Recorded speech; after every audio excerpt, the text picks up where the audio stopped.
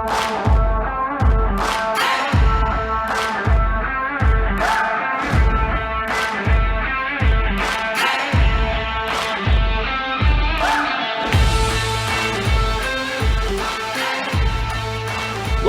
to the Fullcaster Podcast, Episode 3. Our guest today is Cameron Jocelyn, longtime karter.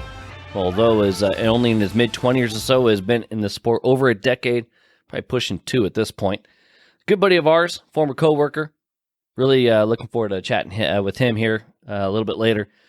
Dirk, though, why don't we take care of some current events first? I was actually thinking about talking about the other side of the fence, on this one.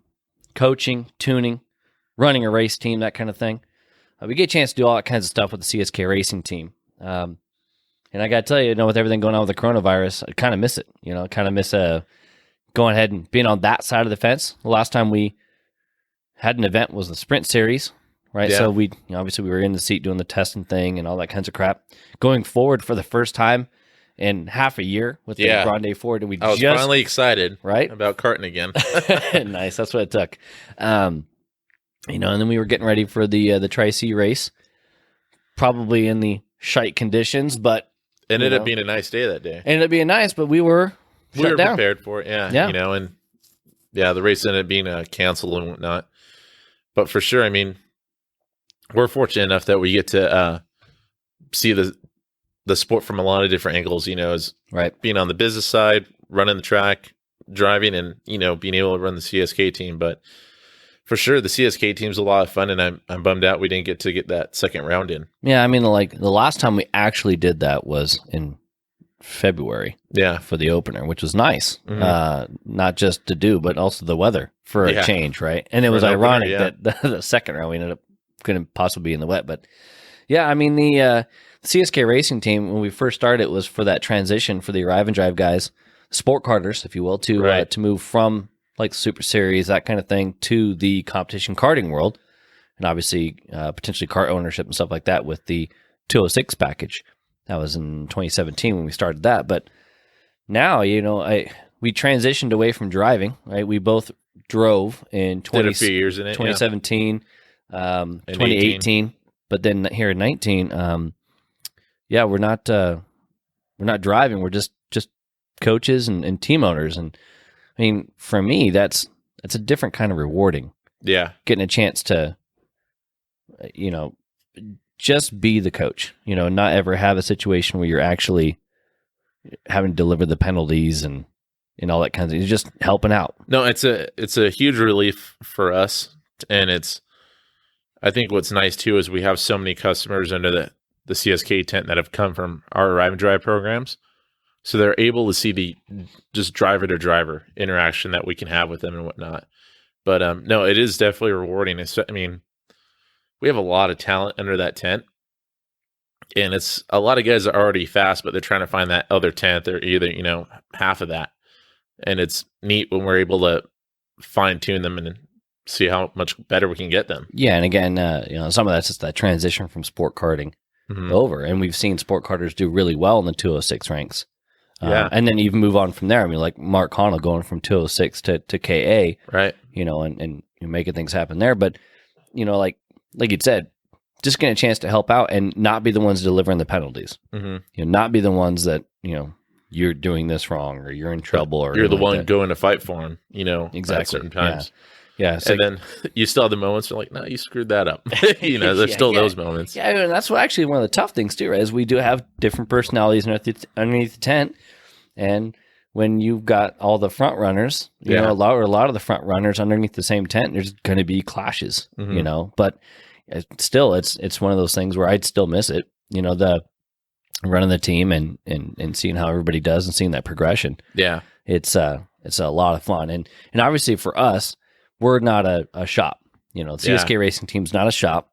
It's just for Tri-C, and it's just that opportunity to, have people underneath the tent from the arrive and drive stuff and get them racing. And now we're not really doing the lease thing or the rental. The rentals it's all owners at this point, right? Yeah.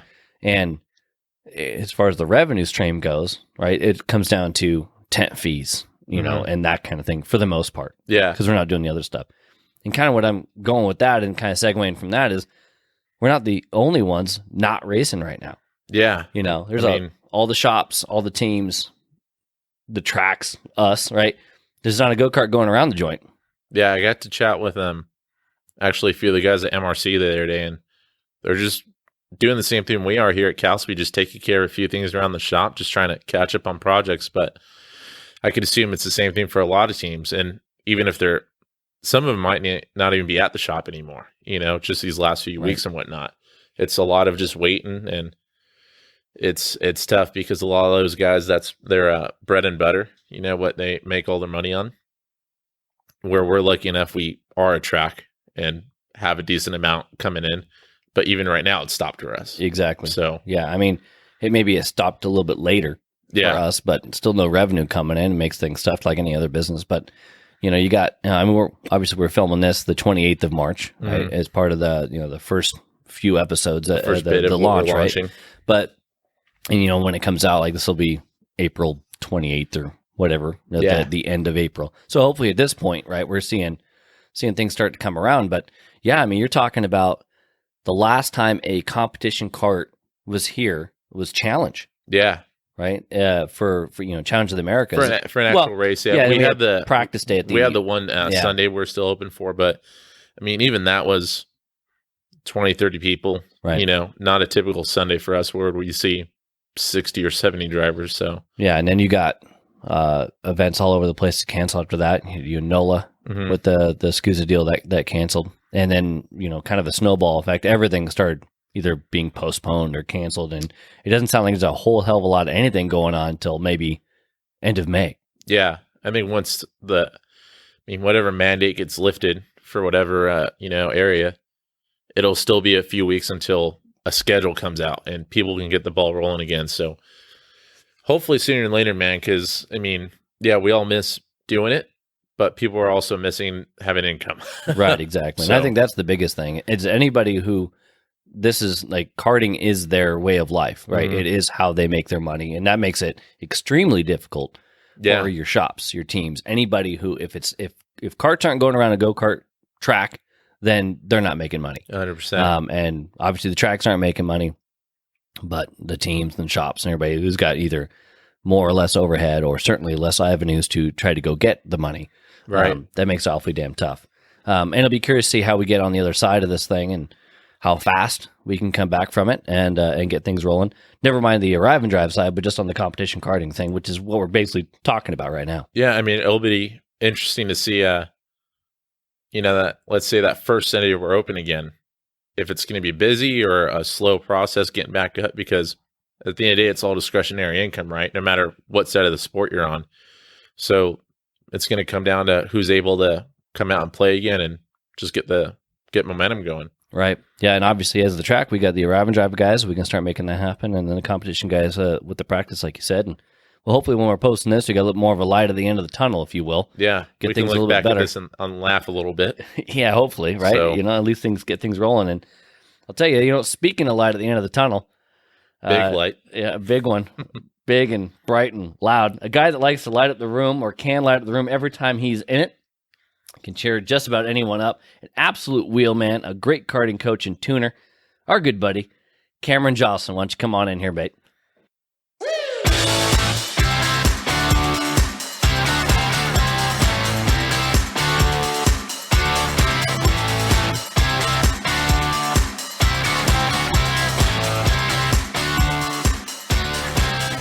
Cameron Jocelyn. Hey, man. Thanks for joining us. Thanks for having me. Excited to be here. Kind of gets me out of the house during this whole situation we're going on. So excited to see you guys' faces since there's not much other reason right now to come to a kart track. Right. Yeah. A bit of a tough gig right now. Again, man, if you make your living in the karting industry, making a living right now is the tough thing. And what we've been, you know, we ask everybody first time out, what do you do for a day job, etc., that kind of thing. Happen to know you do a lot of karting type things, so it's got to be a little tough right now, bud. Yeah, you guys kind of touched on it. It's like, this is discretionary income. It's these people's hobbies, and it's actually how, you know, I make a living right now. It's how I pay the bills. So, you know, I was in NOLA when they shut the event down and actually drove back, which is a story in itself, a fun one. Well, start with that. All right, so yeah, so you were in NOLA because you are actually you're the tuner and the driver coach for one of the best young talents coming up through the ranks here, and he is Enzo Diligny. So, by definition, truly is mechanic / tuner. We give Jake Craig the title of driver coach. Lucky for Jake, but yes, yeah. But I do try to keep him calm on the grid and such. But no, we actually went and tested. I went and practiced karts on Wednesday and Thursday, Friday, practice as normal. And then end of the day, Friday, we get a huge meeting by Tom at the SKUSA event in NOLA. And they kind of tell us the track's shutting it down due to the number of people at the event. So at that moment, we were shut down, and they said that they'll kind of see if they can reschedule and go along those lines of things to see what the next steps were for them. And all the teams packed up, and I left the following day, and we ended up to avoid airports and stuff because we were a bit still concerned about catching the virus. So Arno, Enzo, and I rented a car, jumped in a car at 9 a.m. in the morning, and drove 23 hours and 30 minutes straight all the way back to LA. I was about to say, I was following you on social media. You're posting your updates. I didn't ever see a hotel room at all. You guys just kept going, right? No, Arno and I swapped at every gas stop, and that's awesome. And we slept in the passenger seat. I think the worst part was 7 a.m. in the morning. Enzo goes, "That wasn't too hard." Well, he did sleep for 8 hours in the back seat, but you gotta have him pull his weight a little bit more. He wanted to. That was the issue. Yeah, I believe it. Yeah, I've actually had to yell at them for doing that here too. Yeah, right. Anyway. Yeah, he's been known. Yeah. But so kind of go back to that NOLA deal. I mean, that sounds like that's a little surreal. Like you guys are all planning on. Now it was kind of in the background, I assume, right? So in the news or in maybe social media, we're talking about Wednesday, right? And back home here, like Tri-C was working on whether or not they're going to be able to put on an event. Yeah. And there, obviously, there's different things happening around, including St. Pete, the IndyCar race. That was they were going, weekend. And then even they got shut down. But what was it like with the paddock?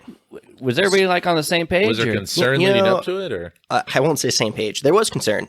Depends on who you talk to. I would say there's a pretty good split. The general American attendee was kind of very like, we're already here. We already might as well have it. Might as well go.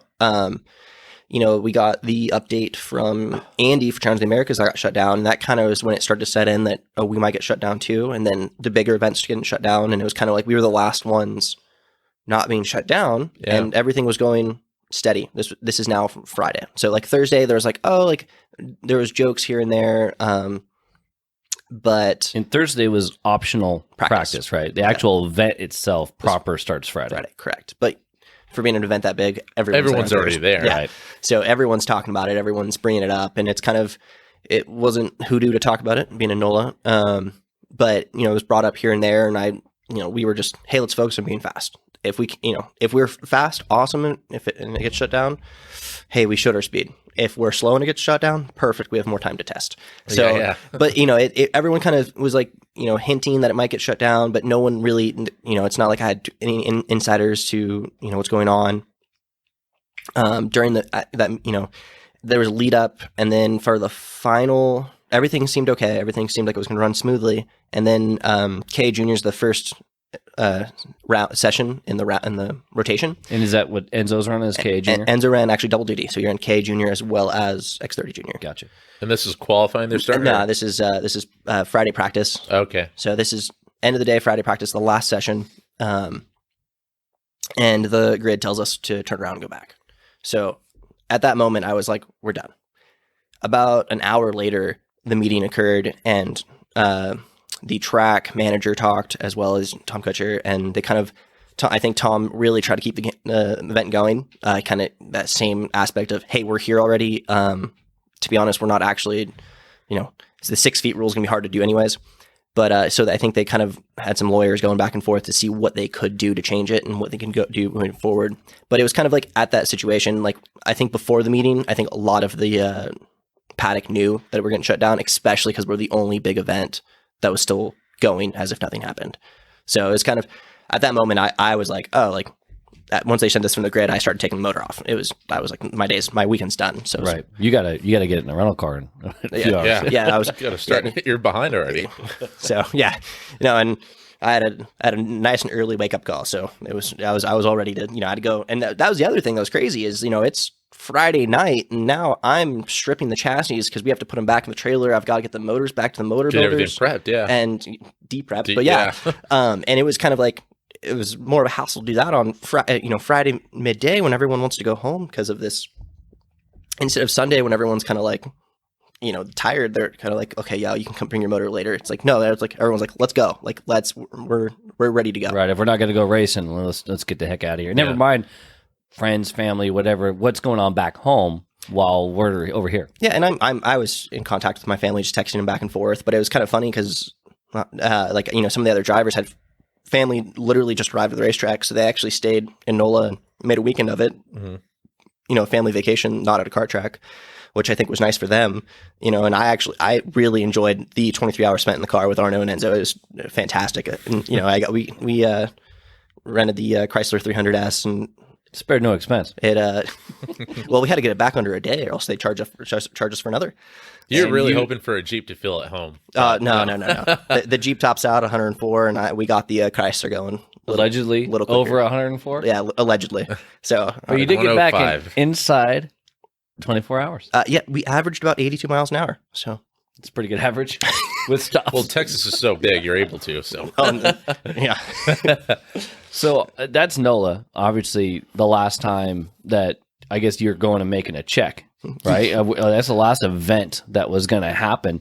Like we talked about it, not having a whole hell of a lot going on in the event game. What besides events, like as a tuner, as a sometimes coach, not coach, obviously I know you do a lot more than that, or you have the ability to do a lot more than that. What other kinds of stuff are you doing in the industry? So currently nothing, but I generally get on and I coach some mini drivers and cadet drivers as well as masters drivers. We kind of just come do test days. When I have the opportunity to do some lead follows, I work with a variety of shops, including Ryan Perry of RPM, Ryan Beechner of Too Wild, Andy Sasman of he's gonna hate me for FTK, and SKUSA of Formula Works. So I kind of go and I do track days with them and help with shop work stuff in between races and events, help them prep. You got to make sure you show up wearing the right shirt some days. You got to grab the wrong team. You get them all in the truck or in the Jeep all the time. Yeah. Man of many hats, They're not clean, but they're in there. Nice. So obviously you can do all that kind of stuff. How long have you, we'll get into the actual racing and stuff like that, but how long have you actually been doing the coaching and tuning aspect, been on that side of the fence, if you will? It's hard to put a number on it, really, because it's kind of, as you know, from a driver to driver aspect, you're already coaching in that aspect. But as a full time, or kind of like I come to the racetrack to do that, I've done it since I was 16 or so. Wow, which is about 10 years, and obviously it's ramped up quite a bit because just more mature and more experience, and you have more information to give. But I've even at a younger age, I would go to the track, and we would do lead follow sessions, and a kid to kid is to hear kind of information convey is way easier sometimes, and that's kind of why I work well with kids. Is I'm a giant kid, so it's rather easy to get them focused and laugh. And coming from an older person's a little bit more harder. They don't take them seriously, or they take them too seriously, and then they're a bit flustered. Right. But yeah, I'd say probably around I've been doing it for about 10 years, and been with Enzo for four. Yeah, well, and actually that's one of the things I also want to ask you about. Working with Enzo, making the transition from cadets to juniors this year. Obviously, you guys ended last year on a high, almost winning the Super Nationals. Rob Howden said his name first, so in my opinion, we won Super Nats bloody close before. Wow, yeah, nice before the transponder. What are some? I personally do not work, or I don't like to work as a coach / tuner. I can do the coaching thing a heck of a lot more, but definitely not on the tuning thing. I'm not interested in doing kid karts or cadets, and kudos to anybody who does. And it's because I have no idea how that kart works specifically, right? Versus a full-size go-kart. So I was going to ask you, what are some of the challenges or differences working on a cadet? And then are you having those same kind of challenges start over now with the junior? So the biggest thing with the cadets, and I, looking back on my years in cadets, because everyone likes to talk about their old racing, is I thought I was pretty good at feedback. I still talk a day, once a week with my mechanic Kyle, from back in the day, and I realized I wasn't. And once I started working on cadets, consistently, you're trying to do a physics project with a 9, 10, 11-year-old, which I don't know if, they're not taking engineering classes or anything like that. So you have to... No, the Common Core doesn't have common engineering going on at the same time? Budget cuts. Oh, nice. Yeah. But and it's kind of, you have to really watch the kart and, understand what the driver likes and not like, dislikes. And we were on with Too Wild, we kind of were on a good roll, and then we moved over to Super Tune and had some good, we had good teammates, and we were able to compare, and that was a huge help. And I found out, Enzo likes the kart a little bit different than, the various teammates he has, Kai Swanson, Anderson Leonard, and a couple other guys. And, so we kind of always based off each other. And, I will say Kai was very good at feedback for being an 11-year-old. And, we always used his feedback, and then I'd put it on Enzo's kart in addition to what you can see on the racetrack. And kind of always work with what does the driver feel and what does he mean. We always say, like, try to say what you mean and mean what you say. And they don't do that because they don't understand that aspect. And actually, that's something that Derek and I have talked about as we talked about in the intro part of the show during current events, is with some of the cats that we're working with coming from Arrive and Drive, they've never had to do feedback. Yeah. It did not exist. And so now I'm like, hey, how's the car? Oh, it sucks. Great.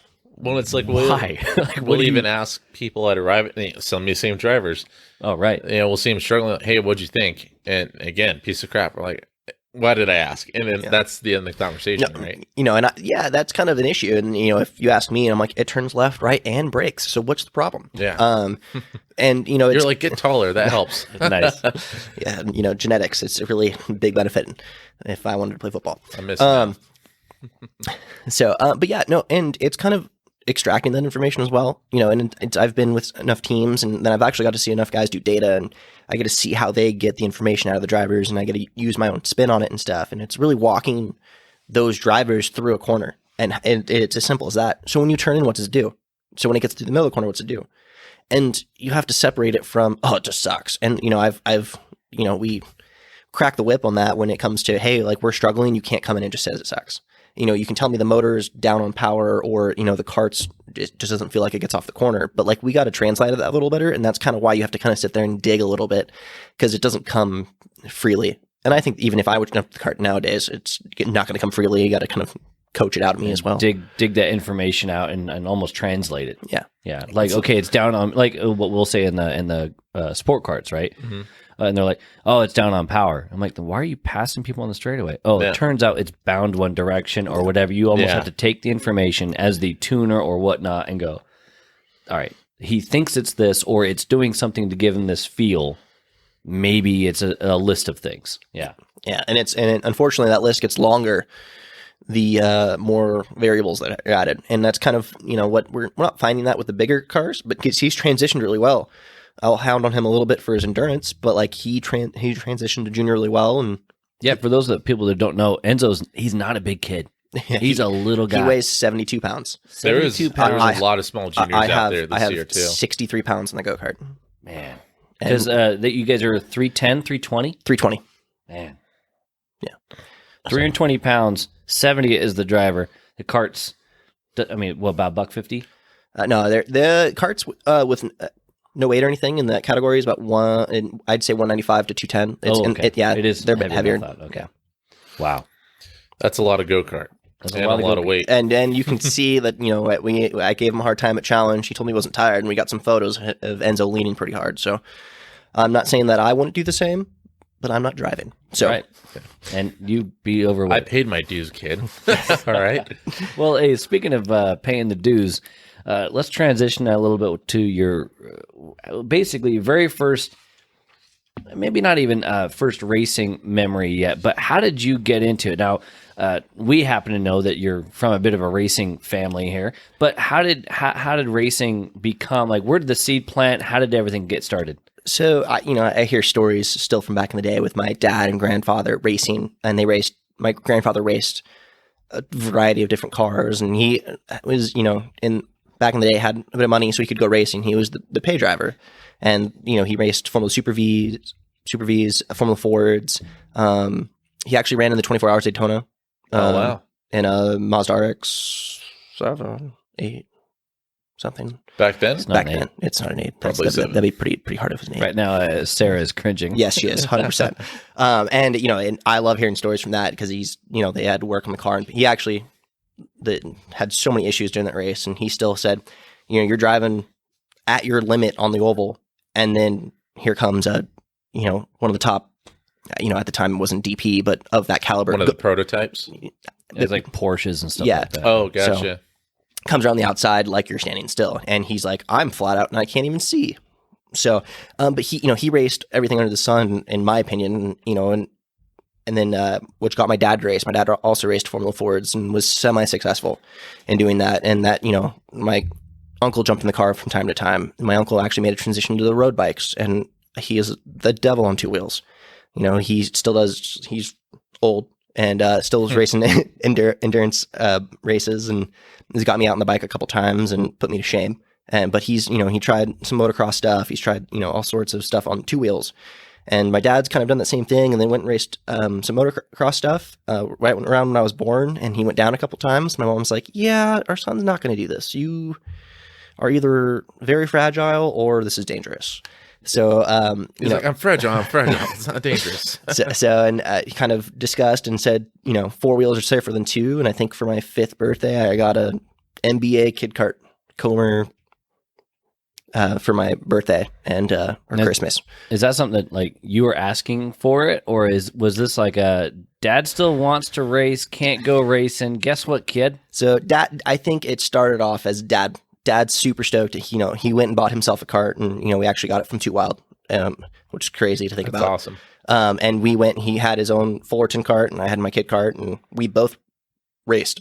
And we raced for, I think my first race was in 1998 in kid kart, and he raced that year. And I think in 01, I started winning some cadet races. 01. And he goes, it's just got really expensive. So you went from, you did the kid kart thing, kind of get your feet wet, whatnot, and then you moved into the cadet, start getting things figured out in the cadet, and he's still running. What are you guys doing? Was it Yamahas? So he's running. The Yamahas was so the KT100. It was Yamaha. He also ran the HPV category, which nowadays is known as a KPV, which is not known at all. So, but he ran the HPV 4 and 3, and we went. Apex was a huge. We went to Paris all the time. We went to actually Imago, which isn't there anymore, in El Cajon. Ran the SDK series, and I ran that. And we both ran for the first 3-4 years, Tri-C, SDK, and then I got a little better, and we started doing the IKF Region 7 series. But he raced up until I think my second year of cadets, and against the old guys. And you're roughly how old at that time? 8. You're 8? Yeah. Your second year? 9? 9, turning 9.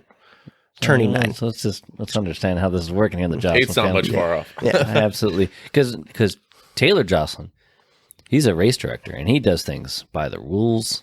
He would never. Yeah, there's something different about us. It's definitely there's. Knowing the rule book. Yeah, he reads it. It's insane. Yeah. The man downloads a copy. Whatever series he's working that year, he downloads a copy, goes to Kinko's, which it's FedEx now, and prints it, and goes through, highlights his main parts. Meanwhile, there's a printer at home, and he still wants to go support the business. My mother Guy. would sit there and say, "Really, you want to use that much black ink, Taylor?" Jeez. Yeah. Fair. So, and plus Kinko's bounds it, so now he has a bound and highlighted version of his own rulebook. So he is a little too well informed sometimes. What's awesome was when when Challenge made the rock change a few years back, your sister actually Shelby put up a photo of your dad sitting on the couch reading the new rule book. Yeah, And I'm like, only Taylor would do that. I love that though. I love that. He's all in. Yeah, exactly. and now it comes back to when I'm working with Enzo. And Enzo gets a penalty and stuff. I have to go argue with my own father about penalties. Which people are like, really? Like, that's not fair. I'm like, no, it's not fair. I never get anything overturned. It's terrible. He's way harder on me than anybody else. Arno, you gotta go. That might be a thing this year. Except we'll play like some language barrier here. Nice. So you start getting in second year cadets, starting to do pretty good. Now, real quick, I'll touch on it. I want to spend a bunch of time on it. It'll be a different episode sometime. But you just talked about going to Paris. Going to you said SDK, that's San Diego, Imago, which is not around. I mean I did not get down here till 2011, And Yeah, a lot of these places are not around. Moran, which was huge, not around. That actually wasn't around yet in your story, right? No. Right. So but these big clubs are like at every single track, plus the IKF Region 7, which is not around anymore, but was huge. It was ginormous. So you're starting to figure things out. Pops goes, this is starting to get a little bit expensive because he wants to do well, but you're really doing well. And it's starting to transfer a little. Yeah, there's one standpoint in this timeline, and it's actually at a IKF race at Buttonwillow. And I back in the day it was 40 car entries, and we ran 4 classes a weekend. We ran either Junior 1 on Yamaha on Saturday, and then HPV 1 and 60cc cadet shifter on Sunday. This is the IKF deal. Correct. And and generally, if I was in a top 15, it was a good finish for me. I'd always float between that 10th and 15th spot. And one of the days we actually went out to practice in Yamaha, and I had an engine issue. And my mom kind of was like, Cameron's not 35th quick. So we walked over to one of our friends and actually borrowed a motor. And the joke is, he went down his line of motors back in the day and goes, here, you can have your C motor. Here you go. This is my backup. And I went out and put it on pole. Wow. And that was a shock because we don't even touch the top 5. Are you guys out of the back of a pickup status? Yeah. So you and Pops out of the back of the pickup. Essentially, he's got and are using the same go-kart in all these classes. So I've got 2 karts, and we switch Wow. 2 karts, and we switch motor. And then on Sunday we'd switch motors to a different kart. And then he has his own kart. Correct. And he's doing how many classes? So he's only doing 1. He's only doing What was one, he but doing you're at that time? And he's doing either HPV 3 or HPV 4. Okay. Masters, I assume. It was Do heavy. they have master? It was heavy. Gotcha. So he's doing that, but you're doing 4 classes, and he's trying to drive and do all this other work on 2 different go-karts. I just got done doing my own work on 2 go-karts for one day, and I'm like, nah, I need help. So we actually had a mechanic. His name's Kyle Eggleton, and I went to his wedding. We go golfing at least once a month. And we're still much involved in each other's lives, and he's a huge part of my life still. But yeah, no, he also was racing. So my mechanic at the time was racing. Jeez. So we kind of had my mom push me back and forth to the grid, and we pushed back. And then I talked to Kyle, and Kyle told my dad to do changes, and my dad wouldn't work on his kart. We were there for me, and he got to drive. That was his reward. Which I still went and watched my dad's sessions. It was still a cool thing for me to watch my dad finish up front and have fun. But as soon as we went to that race, my dad's like, "All right, well, we need to change the engine program. I'm stopping." And It's starting to look at that point like maybe your guys are getting held back, and it's not Cameron's fault. yeah, and that was kind of, and then the following year we switched over to another engine program, Walcher, which was out of Santa Maria at the time, and immediate results. We were top 5 guys, and not consistent for wins, but we were, worthy of being on the stopwatch at all times. And that was kind of a huge moment forward that I, leap forward. And this is 02, starting 03. So this is still your second year cadets? This is third. Okay. So second year, we kind of transitioned. That was a transition year. We had some pretty good results. Making the changes. And then the third year cadets, we had some guys move up the class, like the big contenders. Right. And then, all of a sudden I became a top 5 guy very quickly, which was fun. It was, it was kind of I always enjoyed, you kind of sit there and think like, oh, like you're finishing 15th. I enjoyed being at the racetrack. I enjoyed doing laps. I enjoyed racing. And then as soon as I finished in that race that I qualified on pole, I actually made the pass for the lead on the white flag lap, and someone flipped behind us. So we reverted to the last lap. So I finished second. Oh, wow. So then But for you at that time, I was still, it was a win. yeah. Mm-hmm. And then once that starts happening, you kind of like, well, 15th kind of sucks. Like, let's go, So we tested a lot more. My dad pulled me out of school. When did rain test? If it rained, my dad pulled me out of school, and I did test in the rain. And I will say that I did complain because I was like, guys, like I can't make up this much schoolwork. Like I missed, I think I missed every single Friday of like my last 3 years of elementary school because of testing. And it was, I got over it. At first, you always complain because you're like, dude, you know how much classwork you actually have to do? Like, that's insane. And then, I get to the track on Friday with test. I have to do homework between 8 sessions. And I was like, It was rough, but it was You're not even racing, you're testing. So Yeah. not only you just go out there and pound laps and then go in here and you're like, okay, I got to go do homework on track. I got to do homework in here. Yeah. And it's not like a kid who is, hey, man, it's so cool to be able to go out and race. No, I need you to do this in all 4 classes, both go-karts. Like, you're like, geez Louise, man. So when you were testing, it was you and your dad, and did Kyle jump out there with you guys a lot? Or? No, this is kind of a time where it was just, Kyle had a job. He did this for a living, but he also, we joke, and he actually worked at a kart shop at the time. And so he worked at the kart shop, but he didn't have time because, the mechanics rate were a bit lower back then. Right. So he made more money at the shop. So Go figure. but, it was really my dad. And, it's kind of funny because he coached me through those years. And now, like, he gets on track and does a super series here and there, Ironman. And here he comes asking for my help. And I was like, well, have the tables turned? And, but I have, all this feedback I can give them. And pull him out of school. Like, how do you like this, Dad? So, yeah. Hey, so obviously we're talking about how you moved on up in the cadet ranks and stuff like that. We didn't talk about kid karts very much. I'm not sure if did you do much in that? I mean, in those early years, is there like a memory that sticks out? Like this, that maybe we didn't do it very often, or very long, but it was big. We did race participation trophies, so it's Nice. not like nowadays where they get trophies. We kind of raced but actually one of the big races that I thought was cool and sticks out. It's actually one of my early memories is we raced the 1998 Momo Grand Prix as well as the 99, and I can't differentiate the two, but it was actually raced at Angel Stadium. So we Get out. ran under Angels A, and they and which was super rad in the parking lot of the stadium. 98, 99. So is this kid karts? This is kid karts. And the one memory I have is flipping. So I flipped, I think, in both After events. that, you don't remember anything. Well, yeah. It's been rough ever since. yeah.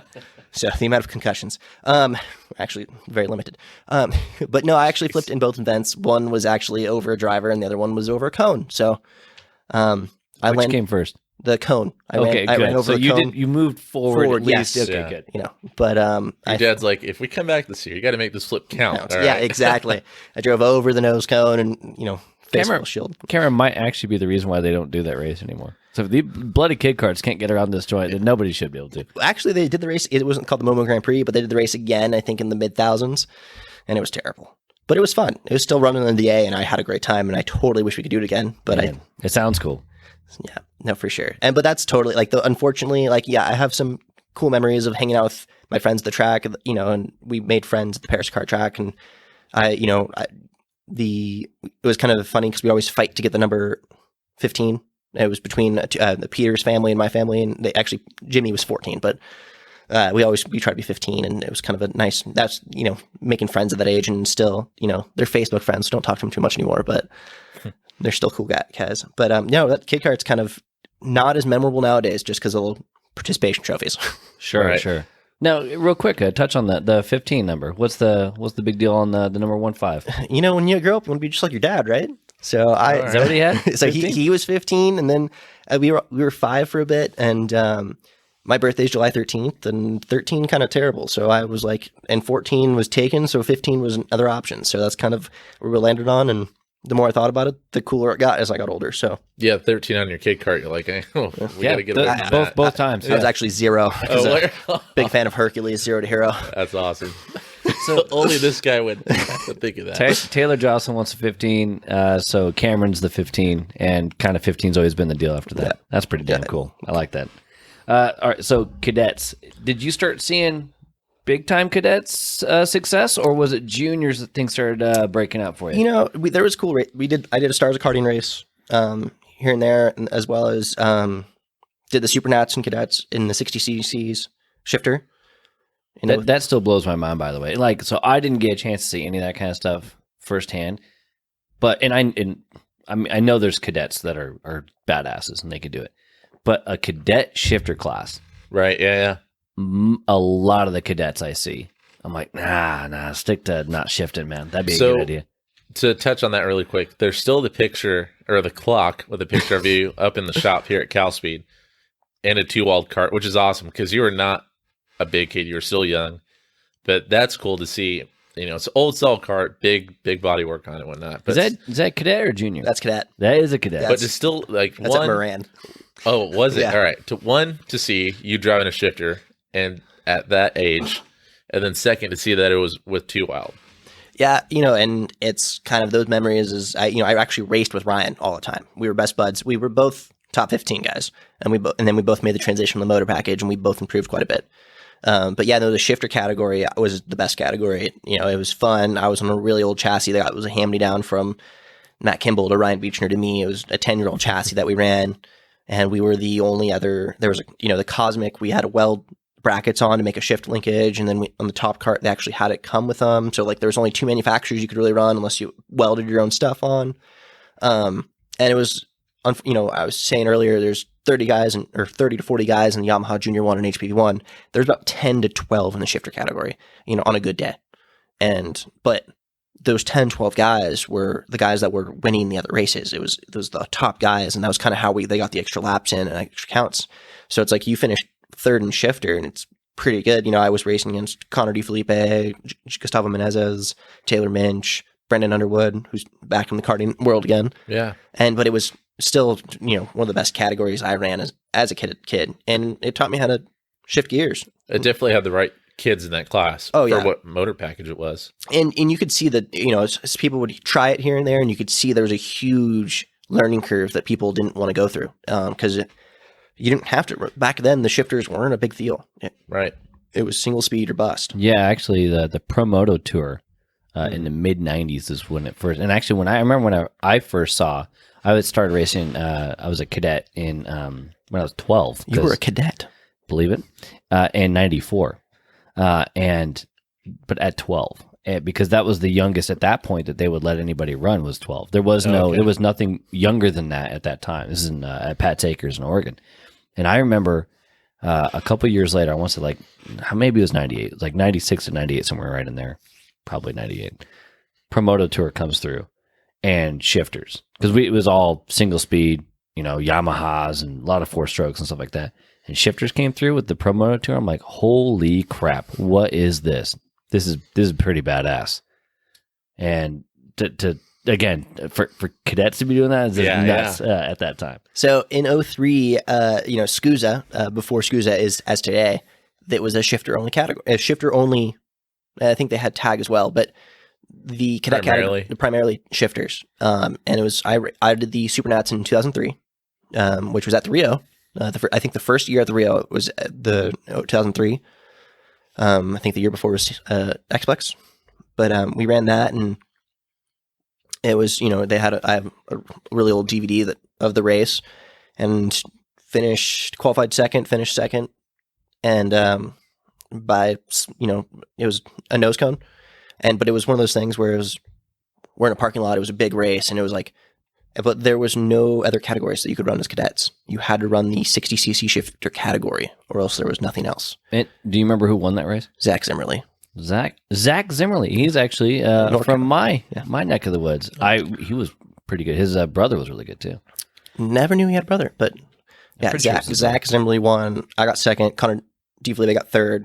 I actually have that's a throwback Thursday we always do with me getting interviewed by Rob Howden. Oh, that's cool. When he's I think a foot taller than me. Now Did Connor end up doing anything in life at all? He retired after that. He's like, this was all I needed to do. Tongue in cheek, up until this year, was the only person to get 4 Supernat wins, and is actually a pretty badass sports car racer right now. He's killer. Yeah, I live. I follow all these guys I race against, and it's kind of cool to see what Connor's done. He's chased the programs, and he did the Skippy stuff, and I was always envious that he was able to go race all these things, but he had a lot of people behind him pushing him to go and win these races, and he is leaps and bounds a fantastic race car driver. So, but not quite as good as Cameron Jocelyn. Not in the cadet shifter. In a cadet shifter. At Rio. I think you still have his number in that stuff. He actually, in the shifter category, in the cadet stuff, we went back and forth. And unfortunately, I finished second most of those times. But I always gave him a run for his money, which I always appreciated. But what's cool, though? I mean, I'm sure some point he's at a conversation about that Supernats and saying, man, Cameron was good back then. You were one of the names that Connor DeFelipe mentions. Yeah. So, and Hopefully, I think that'd be pretty cool. You know, I'd say I'd go on a bike ride with him, but Or Cameron. he'd probably burn a tournament on that too. Man, That's awesome. so going into the cadet deal and the juniors and whatnot, we're talking like the early 2000s. Just talked about obviously doing the Supernats and the cadets, and you said it was like 2003. So is that the last year you're in cadets and you move on to juniors? No, the 04 we did. So 03 was what's that Washington racetrack up there? Richland. Acres. Richland is Tri-Cities. Tri-Cities. So we did the nationals then, and then the following year I was once again in cadets in 04. Actually, I think you remember telling you told me a story about you guys doing Richland, Washington, Tri-Cities. Mm-hmm. It's Tri-Cities, not Tri-C C. for Yeah. the locals here. But Look, the subtitle's going to pick that up just fine. So indeed, your dad raced at the Grands at the same time, didn't he? yes, so he Oh, wow. we transition. It was a transition. He never really stopped. We both he kind of we were gearing up to go run that race, and he got some laps in and ran the latter half of the year so he could practice.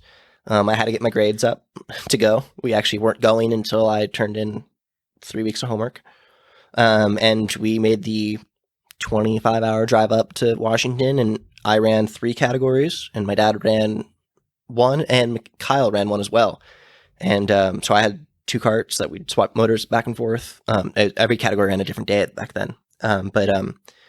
So one day, like, I'd run by myself, and I call it Junior 1 for argument's sake, and then HPV 1, my dad raced the same day, and then for Yamaha, Kyle raced the same day.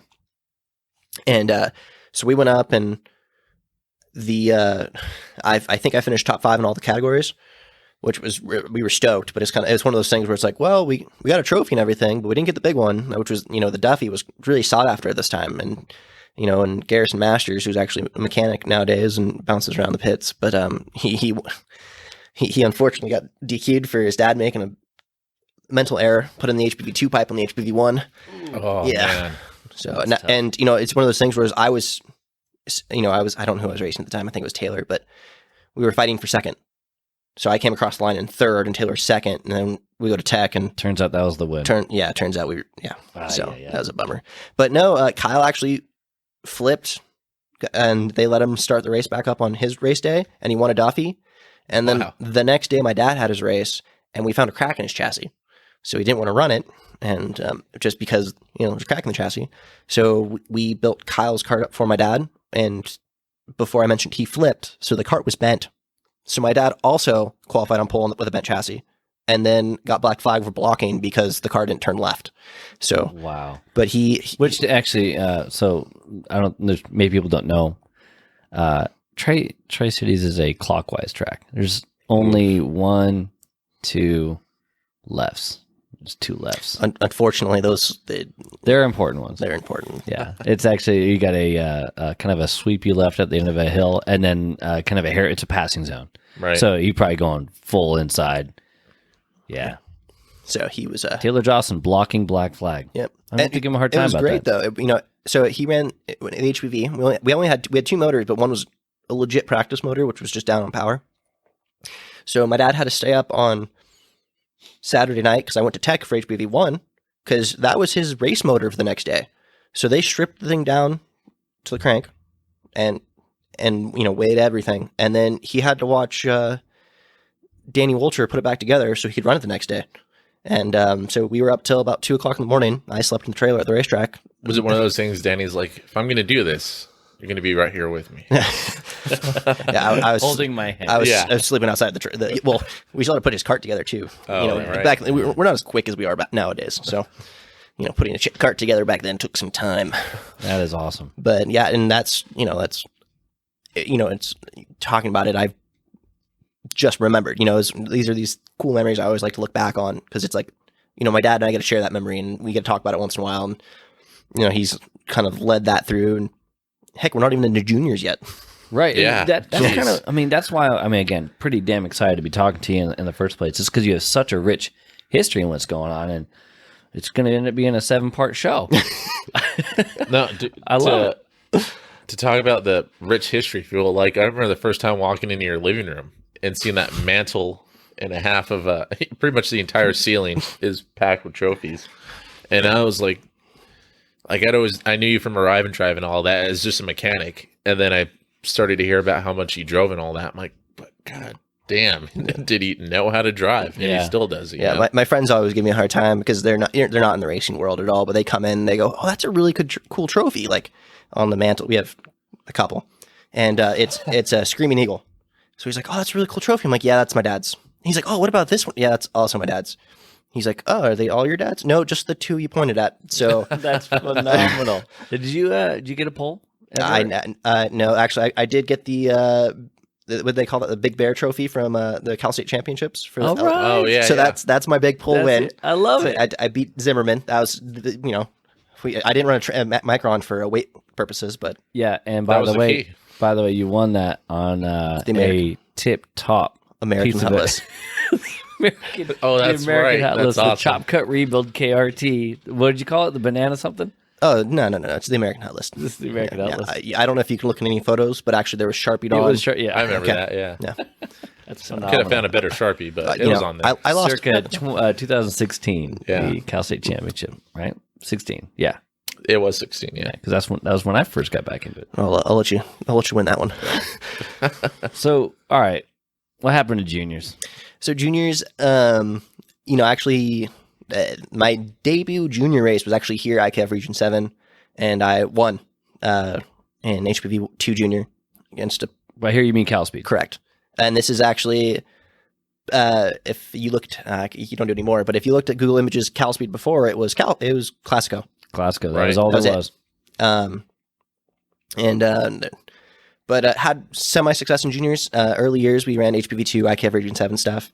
HPV 2, Junior Sportsman, Junior Superbox, and that was kind of the three categories. We didn't run the shifter stuff. And is your dad still racing at this time? No, he's transferred to officiating. So he officiates some races here and few and far between right now, but he's starting to dabble in it. We're still going to big races and putting a lot of effort into it. Went and actually did the first year, not so much, but IKF Region 7, I think we finished top 5 in each of the championships. Wow. The following year, I think we're looking at like 06. 06 is the second year of juniors. And I ran Rotax with Andy. And they're, I think, one of the old Gator series? Gators, which became Challenge of the Americas. Right. Which was super rad.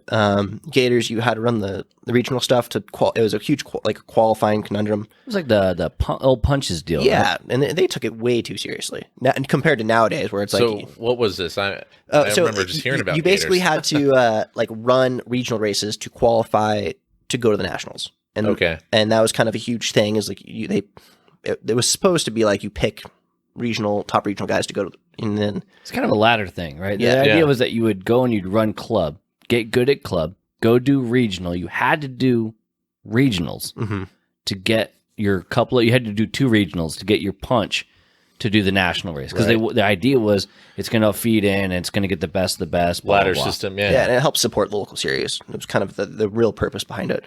I think 05 or 06 is kind of that kind of year. I'm going to mix them here in a second, but 06 we went to Road America for the Rotax Grand Nationals, and I was slow. We went, first, this is actually, I did some bit, I did super nats. This is, at that time, I was kind of like, we showed up and I ran the same guys. This is the first race where I'm racing East Coast guys. We looked at Go Racing Magazine, which is a throwback. Yeah. You're welcome, Sean Beer. You see these East Coast guys that you've never, they're successful over in Florida. They're successful in New York. They're, and now we have, our little, Southern California is pretty big, but this is the first race that I'm like, oh, these are names I've seen in the magazine. And, they've seen my name, but I don't think that way. So, I went and I was this is, big race. Dad had to put the cart together, and, we drug a brake line on the first lap of practice on Tuesday, and then had issues all day on Tuesday with electricals. Wednesday comes around. We've showed some speed. I think we peaked in the top 10 in one of the sessions. Thursday it rains. Immediately go to P3, and we ran in the rain. and I was blazing quick in the rain. There's two guys. Megan Byer was one of them, but All that time out of school. yeah. Yeah. And but we were it was pretty, you know, we're sitting there like hovering around mid-teens or, you know, low teens, and boom, P3. So we're like, oh, dude, if it rains, we're good.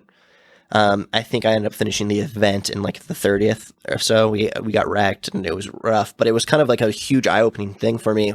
And it was the first big travel race I went to as a kid, and I still, like, you know, we stayed in. My dad got food poisoning on the airplane. You know, we stayed in a terrible hotel room. Where it was like, you know, and I had to go to each and every one of my teachers and get 2 weeks worth of homework done, or a week worth of homework, because school started on Thursday. We left Friday to go to the racetrack. And we tested Monday through Thursday, basically, with I think I had a day reprieve. So I'm sitting there trying to do French homework in 8th grade. I'm like, Don't understand anything. I don't understand. Exactly. Weird. Yeah. It's like another language or something. And it was All in French. And but like, Maybe you know, they're on homework. you know, my dad, you know, I had to go to each one of my, and they're like, why are you missing school for a week? Well, you know, you guys like let your football players go do this. This is very Nice. similar. And, you know, as an 8th grader, I had to write reports and give them proof that and, you know, then I had to give them proof on hand, like on site. And it was very, you know, I learned a lot in that small period of time of, this is not a normal thing for 8th grader to be going That was when through. you passed out copies of your 03 Supernats. You're like, all the teachers Yeah. take a look at this. Obviously, you do not know who I am. Yeah. Here's my hero card. It's going to be nice. worth something someday. It's already signed. Yeah. To who it may concern. What when you went to Road America, you said, what kind of chassis were you on for that? Burrell. So actually, to kind of touch on that, I ran Cosmics all through cadets. We tested some other stuff, Avanti, Top Kart, and stuff like that, but Cosmics. And then as soon as we went to juniors, immediately we were on the Burrell program with DPK, Dave Thompson, who runs a Jeep shop out of Temecula. And but we ran Burrells the rest of my karting career, basically, Right. up until I probably met you, actually, Derek. Yeah, I think so. But yeah, and then actually to end that weekend, the trailer with all our tools and stuff crashed, flipped, and all our tools got mixed up and sorted. So we had to go to Andy's shop and resort everything, which my dad was very thankful we didn't buy a chassis that weekend. So Wow. So Jeez. we're talking about you get there, this is your first big event. You have the highs and lows of, we're not very good in the dry. We're awesome in the wet. Crashes, don't get the finishes that maybe we could have gotten, blah, blah, blah. Food poisoning, tools everywhere in a crash, all the homework, blah, blah, blah. And this is your big first national event. And you said about 06. yeah, and you know, and yeah, I did, you know, some big races before, but that one sticks to me because of those things. Right. Talk about an eventful weekend. Yeah. That's a pretty big highlight to kick off the juniors. Does that stand out, or you got did it get bigger and better from there? It got bigger. I don't know about better, but you know, the following year I ran the Challenge of the Americas. I think it was one of the first years doing it, and went. It was just Gators, but we went and did the 07 Grand Nationals in Colorado Centennial, and we went and tested. Had really good luck there so far, and basically had a decent qualifying. Started 6th in every single session. For the final, we started 6th again. So I started 6th in 5 straight sessions and ended up battling for 2nd and 3rd at the time with Jarvis Gennari and Naka. I can't think of his name right now. Won the race, but at the time, top 3 could go to Worlds. Real quick, so this is your second. This is 07. So 07. pretty big difference from the transition of the previous year. Where like, okay, you your first big event, really East Coast, etc. Did you go into this next one kind of like, don't fool me again, I got this, as far as at least what to expect? And did you expect to be running up front? Yeah, we had a lot of success that year in the category. Just we were faster, you know, just had more experience. So we went to win. Like that was, you know, you say that you go to every event to win, and we had full expectation that we had the capability.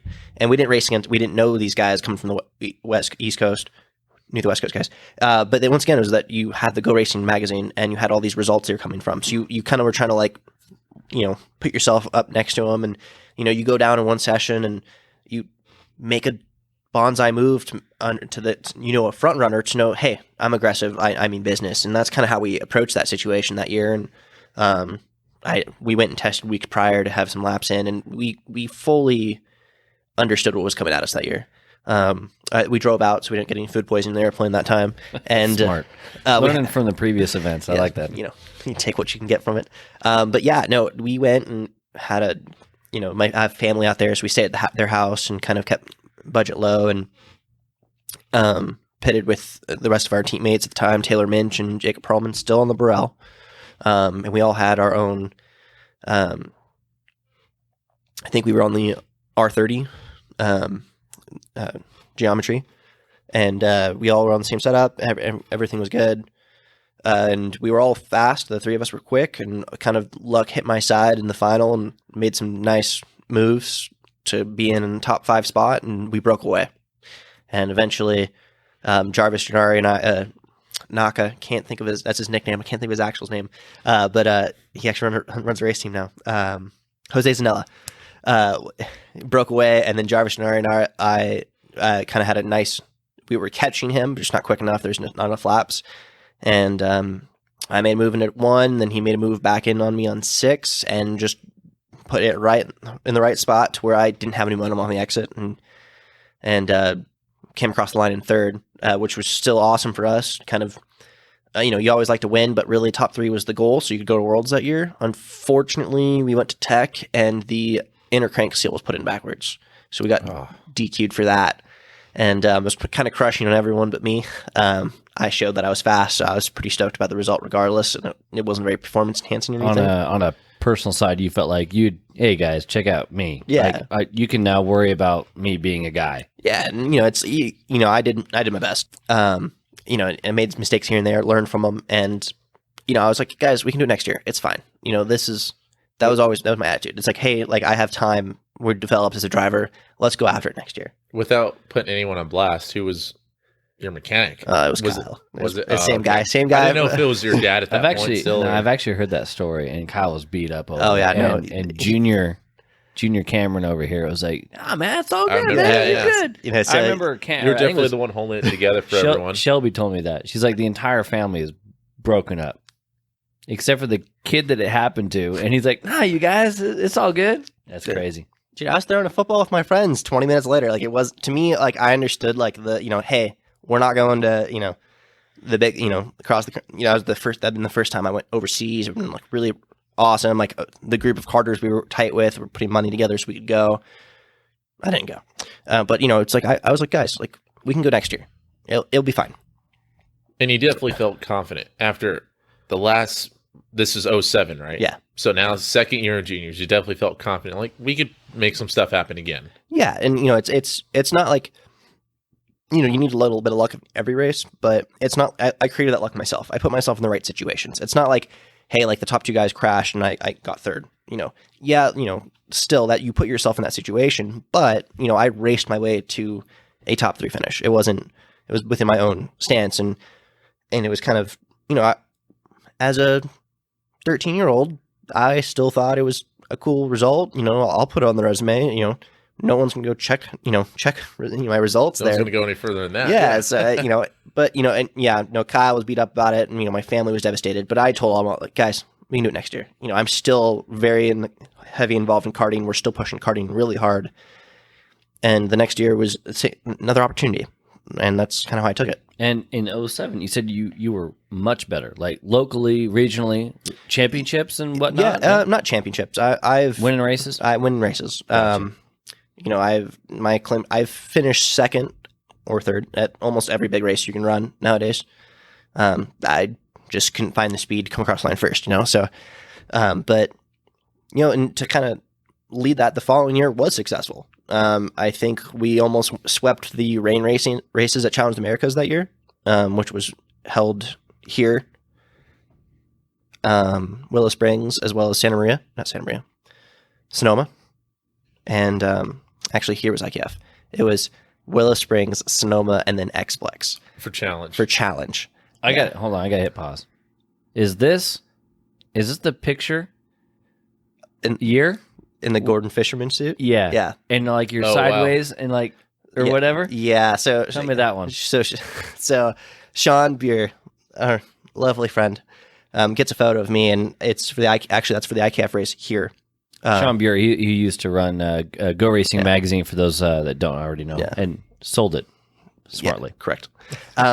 So he got a photo of me, and we're low budget racers, my family. So we went to Home Depot and got the yellow rain suit that you would see the Gordon Fisherman fish sticks.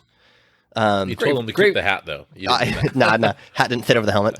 Great fish sticks, by the way. Yeah. Great fish sticks. 20 minutes. That's all it is.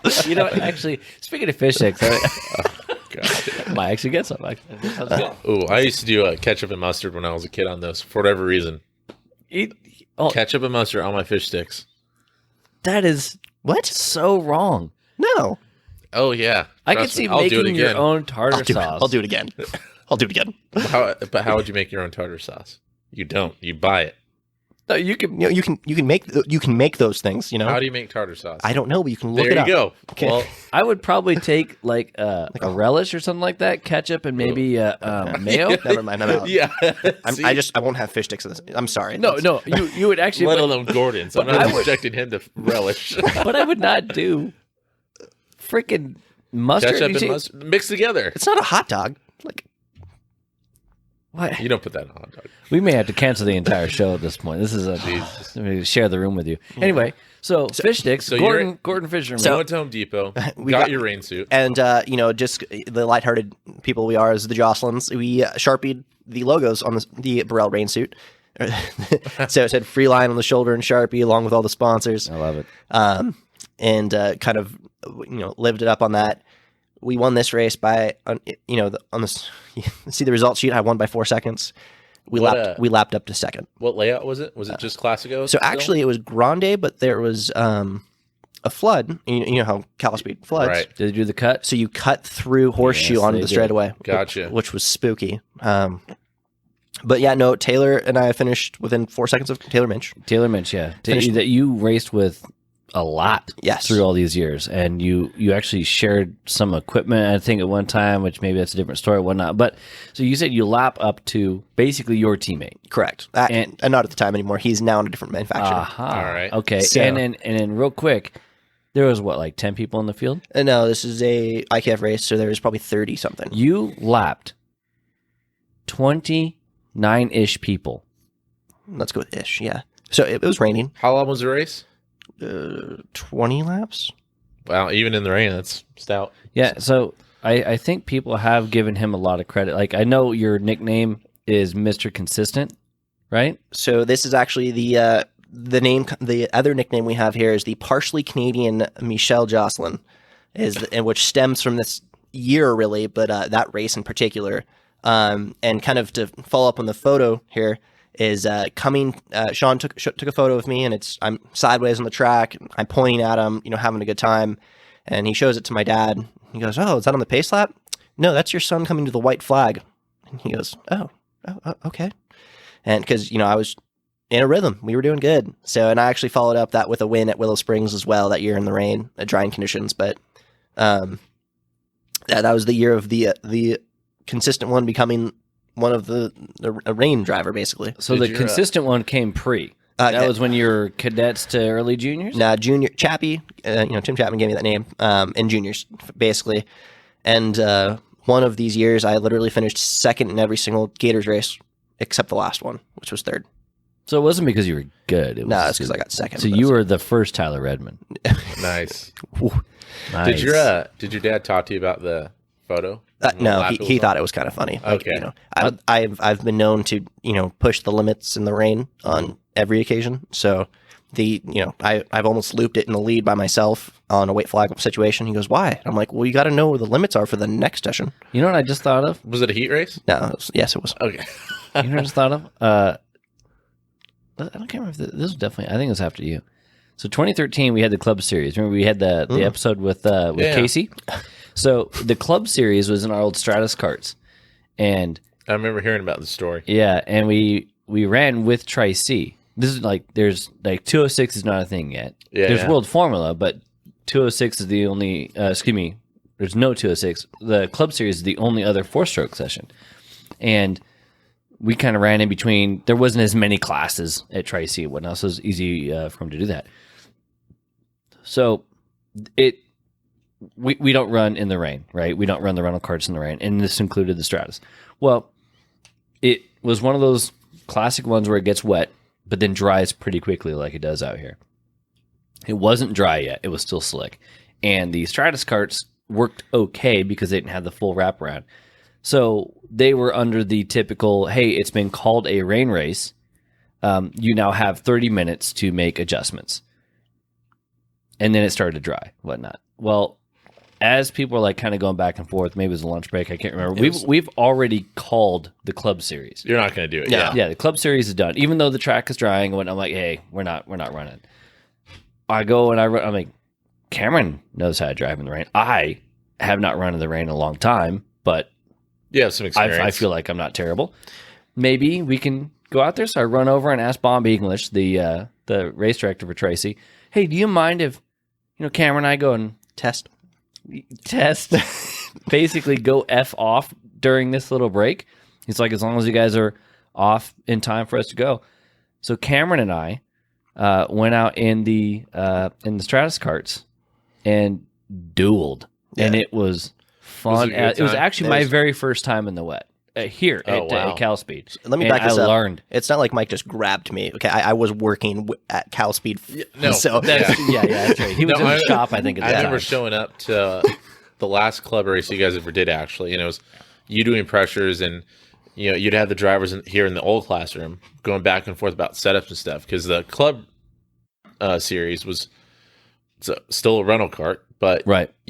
The driver can at least change tire pressure. That's right. And actually, what was kind of interesting about it, too, as we're going back to it, we talked, Casey ran, finished second in that championship. Dave Messimer ended up winning the championship. Got the win. I remember it was side-by-side, and Kimbrell lifted to not push either of them. It is a story. It's crazy. But Bill Myers also ran another long-time runner. But what was cool about that is that they could make small adjustments, basically tire pressure. They could make small adjustments, but we would talk to every one of them individually. So even though everybody was running a ride and drive, we would talk to them individually. We would not share that information. Kind of like it's pre-CSK. Exactly. It was basically kind of set the tone or what we would do for CSK. Now, CSK, we let the drivers do their thing. If they want to share stuff, we pretty much do share everything anyway. But point is, we weren't going to run. Cameron and I, yes, I did not grab him out of the crowd, although that would have been That would have been something. Yeah. I'll take anybody on. No, it was. I knew he ran, and I actually thought, I was like, hey, I get to go learn a little bit at the same time. But man, it was a blast. We were like side by side, over unders. It was a good damn time. Yeah, it was still a concession cart in the rain, so it still didn't work very well. But we definitely threw in a little clinic there for a little bit. That's awesome. A good time. Yeah, I don't think it was like Eric Jackson, like side by side, like by the barrier status at Challenge one year. No, that was pretty sick. Yeah. But it was still pretty good, and we were going really slow too. Obviously, we didn't we didn't want to have to tell Rob what happened. So, hey, why is the Stratus bent? I don't know. Mike made me do something. That was Robbie bought it like that. Yeah, exactly. Anyways, so that whole thing parlayed to a story in my head. Yeah, you have the good. Is it Challenge at this time, or is it still Gators? So this is Challenge. This is officially the Challenge. I believe this is the first year or the second year. So you win the first 2 rounds of Challenge. Yes. CalSpeed and Willow? No, so Willow Springs is the first round. CalSpeed's actually an IKF race. That's right. Thank you. And then we go to Sonoma, and I believe I finished second in Sonoma. And then Sunday they actually called the race off because it was raining so bad. There's the Saturday race. If you were leading into the river that was called tic-tac-toe, you spun.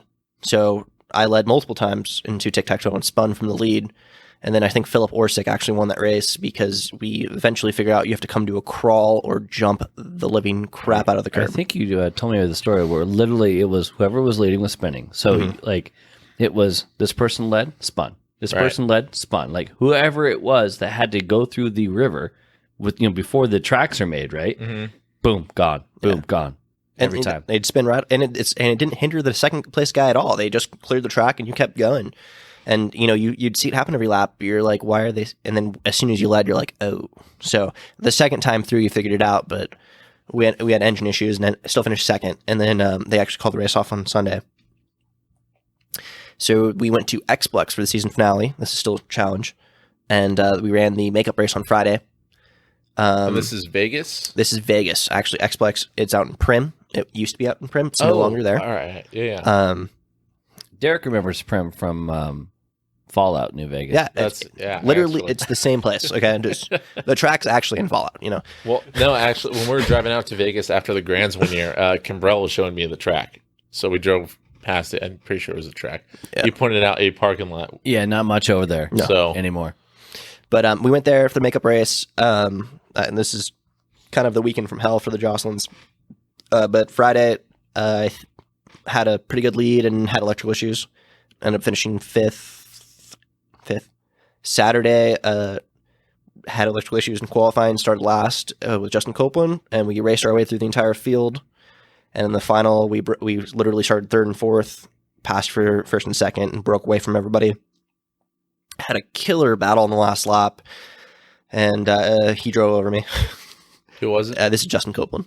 So, yeah, he made a little calculation error and drove over my left side and took us both out. So, and I got a lot of just in time. Yeah, I'd say seriously. But no, I got a lot. I just had to finish second to win the championship at that time, and I got a lot of I got a big talking to when I got back to the pits from my dad. Is this is the Saturday the previous? So you still have one round to go. I have one round to go. So Saturday you could have clinched early. Yeah, with a P2. With a P2, I could have clinched early. You gotta go win, baby. I was leading. I felt like it was well within hand, and we were quick. So we ended up, that had to be my drop at that time. Sunday, we go out, and Justin and I basically do the same thing, except I decided to push him the entire last lap and finish second. So which would have been enough to... Which was enough to win the championship. Okay, so basically, yeah, you push in championship bingo. So came across the line, cool. Once again, we're all stoked because Cameron's won the championship. Going back to, attempting to go to the Worlds, go to post-race tech, and in the side gears, they were misaligned by a tooth, so we got dinked again for something else. Jeez. So it was a bit heartbreaking. That one kind of hit me kind of hard, but once again. Because now you're what, 14? Yeah, I was about to ask. 14 in high school now? Yeah. So we're not really tossing a football with the friends anymore? Yeah. Now we're expecting to go to the bloody Worlds, mate. Yeah, this one's in Italy. This one's going to be awesome. I'm stoked about this one. And it kind of, the realism hits, and I'm like, well, it's all right. Guys, we can do it next year. I'm like, guys, I prove myself every time, and it's like... This is the last junior year, right? So and then that was also decision-making, when it's like, hey... So the following year... Have you started to grow yet? I was about to ask, what size were you? No, yeah, I mean, actually, so if you don't know Cameron, he is a... Can't miss him. Mammoth of a man. He is... Mammoth of a man, that's awesome. I mean, he's just hairy. No, I'm just kidding. Jeez. You're a tall dude. 6'4". 6'4". 5'16". Which, for those of you guys who've ever been to go-kart, yeah, that's not the size you're supposed to be for karting. So you're a big guy. Are you a big guy yet? Yeah, I'm 6'1". In juniors. Yeah, this is probably either like right at or before my growth spurt. So I'm floating right there. I'm 5. I went from 5'8" to 6'1" really quick. So this is kind of like a weird growth year as well. He woke up overnight. It was like Tom Hanks from Big. I had a lot of back pain, but skinny. So yeah, we're not having to worry about the weight game. But you are a tall kid. Yeah. So yeah. So it was the right call to go up to senior the next year for sure. Yeah, that was I think that was one of the deciding factors. And then also we were kind of transitioning to where like that was a development year. Like, hey, we went and won in junior. Let's race senior, race against, at the time, like, new different people. Hopefully more competitive. I say that very nicely because I raced against very competitive people anyways, but it was just like a different type of competitive. And you were at the sharp end. Yeah. And so you're hoping that you go to the senior deal and hopefully still be at the sharp end, but again, more and tough. Yeah. Who was one of the names that you remember being a benchmark when you moved up in a senior first? Corey Pollock. Okay. Wes Phillips raced against him as well, he's a mechanic nowadays. And he actually, it was kind of funny, our relationship in the junior category, he'd come and talk to me and we'd talk about setup and like track conditions and stuff like that, being just on the same chassis.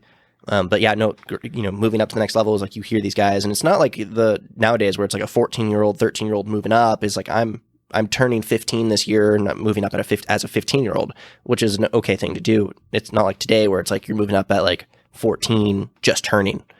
Yeah, actually, if you're 15 moving up, it's like it's a little late. Like, Yeah. you should have done that Nowadays, already. And and the people that I'm talking about are mid 20s, early 30s. Like they're not young by today's standards. They're quite old actually. And at the time, that was the average That age. was the normal. Yeah. So, I'm racing against these much mature and more experienced people. So you're expected to learn faster. And at that same time, we were making a transition to oval racing. So This is the truck stuff. they were called ASA speed trucks. So you're 15, or almost almost turning 15. Yeah, so I've cut laps. I've done a bunch of sessions as a 14-year-old in the trucks. That's the earliest you could do it. How'd you get into the truck stuff? So we actually went to do a F1600 test, and I talked with a couple teams and stuff to do some open wheel stuff. And basically, at the end of the conversations or interviews, really, they gave us a number. It was like, hey, it's going to cost X amount to go race this year. And my dad's like, well, let's go try something different because we couldn't afford it. Is that now going to the open wheel route? Is that you? Is that like your dad's already done that? Grandpa's already done that? That's me. I at the time, their history wasn't a big burden on me. It was like, hey, like I want to go race open wheel stuff. Like that's, tin top stuff didn't interest me. Like why turn left? Like right. I was one of those just, why can't we race open wheel? Like Let's that's go do the bigger stuff. Yeah, this is at my head at the time this is the most serious you can get about it. Like it's open wheel stuff. It's it's not dangerous. Wasn't the thing that allured me, but it was just the most action packed thing you could do. When at the time is like turning lefts, just not in my wheelhouse at the time.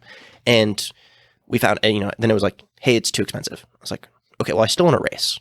Had you already done the test? Are you getting in the test? And where's the test at? So it was actually, I never actually did a test in the F16. We basically talked to them first, and then we were supposed to do, and then basically numbers came after. So we were supposed to do the test at the Rollville and CalSpeed at California Speedway.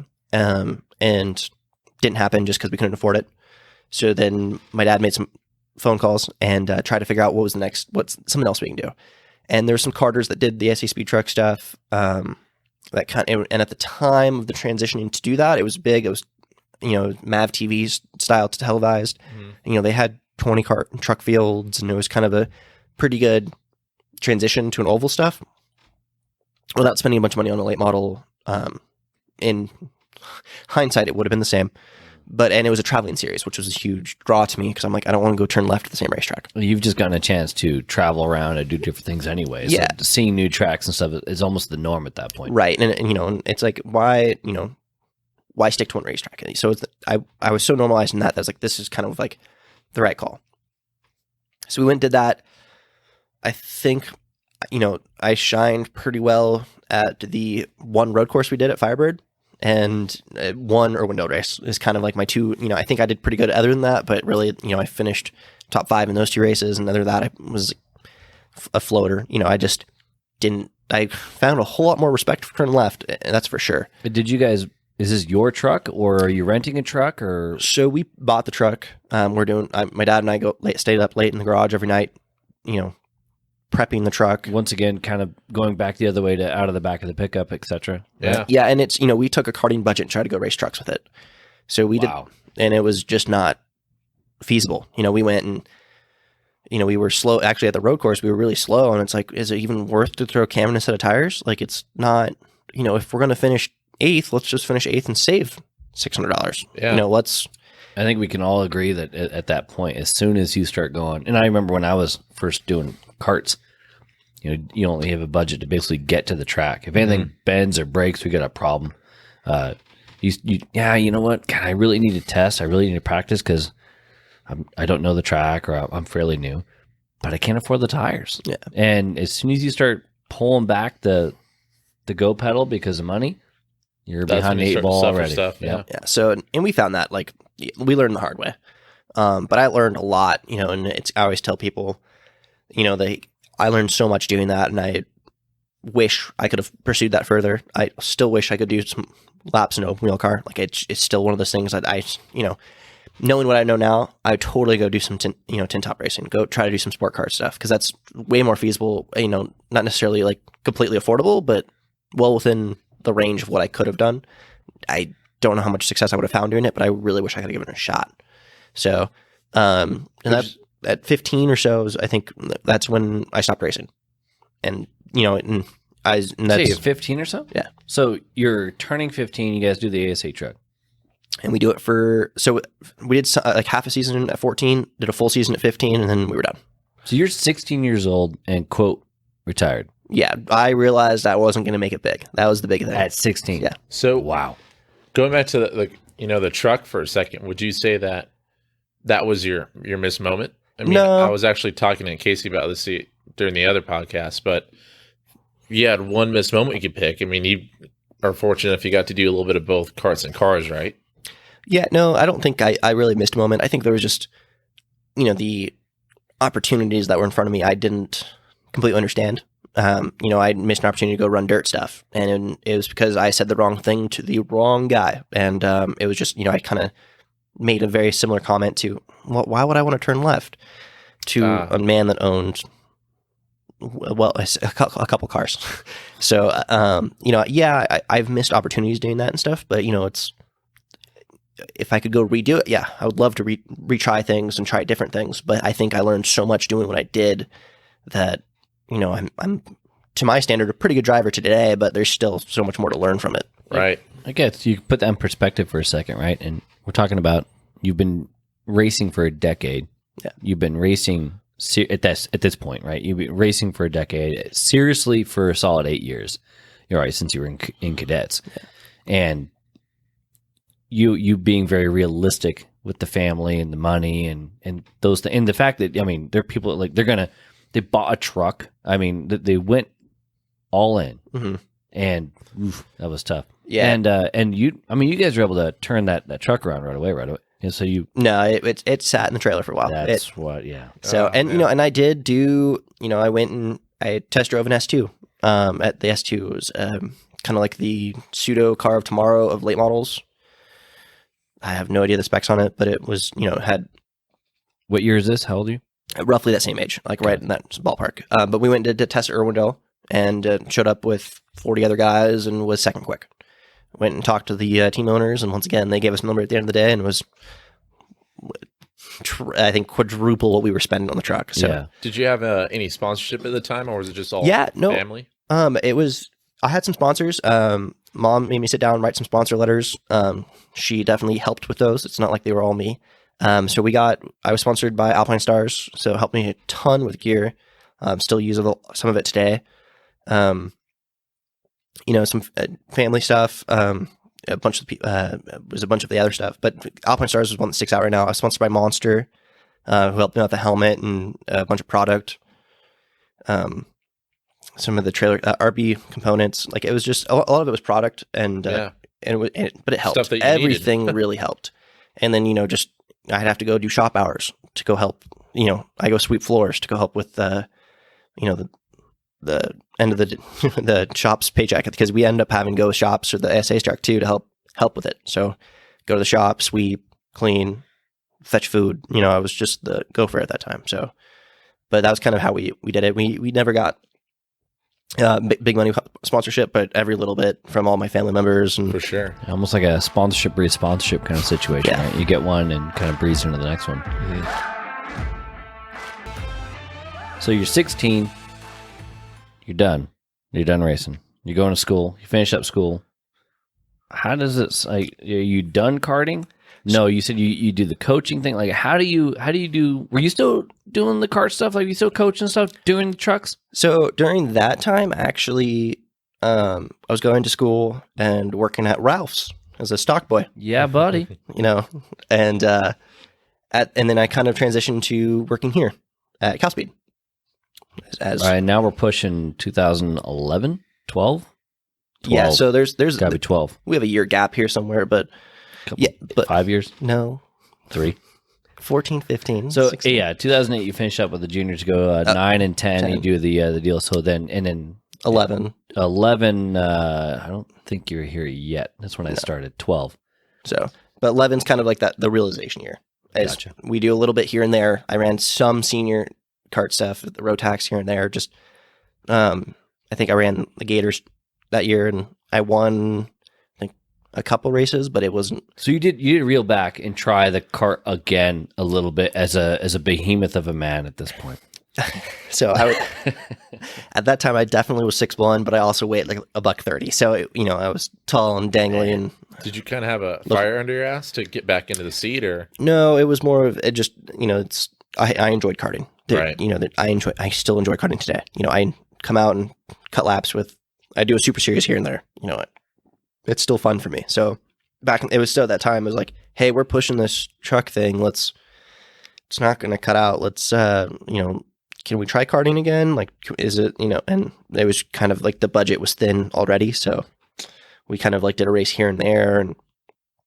And I slowly just started transition to, hey, like I'm at the track. My dad has to go to the track now because we've stopped racing karts and did a full year of trucks. So now my dad's transitioned to, hey, he's working karting events. And then that was able to transition into this. So at that time, I was working scales, I was doing the grid, I was helping with registration. Because the rest of the family had already been doing some of that, right? Yeah. I mean, your dad is an official. We didn't even touch on it at all, but Shelby started scoring when she was a single digits, I will almost say. So right, and then Lydia also was doing work as well, right? Yeah. So at this time, like basically the whole Lydia being your mother.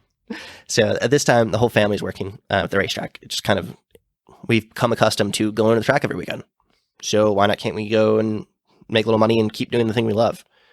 I will say my mom definitely didn't enjoy it as much because she, enjoyed watching me. She's a numbers woman. Yes, she is. She is. One of the stories I always like to tell of her is I had a rather large crash at Buttonwillow one year, and my dad makes a phone call and says, "Hey, Cameron's got a concussion," and my mom's goes, "Okay, but how's the kart?" And numbers. And she goes, "Okay, like, is he going to race tomorrow?" "We don't know yet." "Well, if he does not racing tomorrow, like, take him to the hospital. Like, it's either he's racing or he's hurt." He goes, "Okay, Lydia, we'll find it out." But she, that was one of the very few races she missed. So she got the updates and everything like that. But there's definitely no shortage of support for your Yeah. racing. Absolutely. It's like, well, we got to keep those sponsors, so the kids got to be out there, So they keep bringing that monster. There you go. But yeah, no, and that was but during that realization year, and we basically slowed down karts and then raced trucks full time for a whole year, and then during that time the family transitioned to work at the track, and dates are all mixed up anyways. But we worked with Andy with his Gators.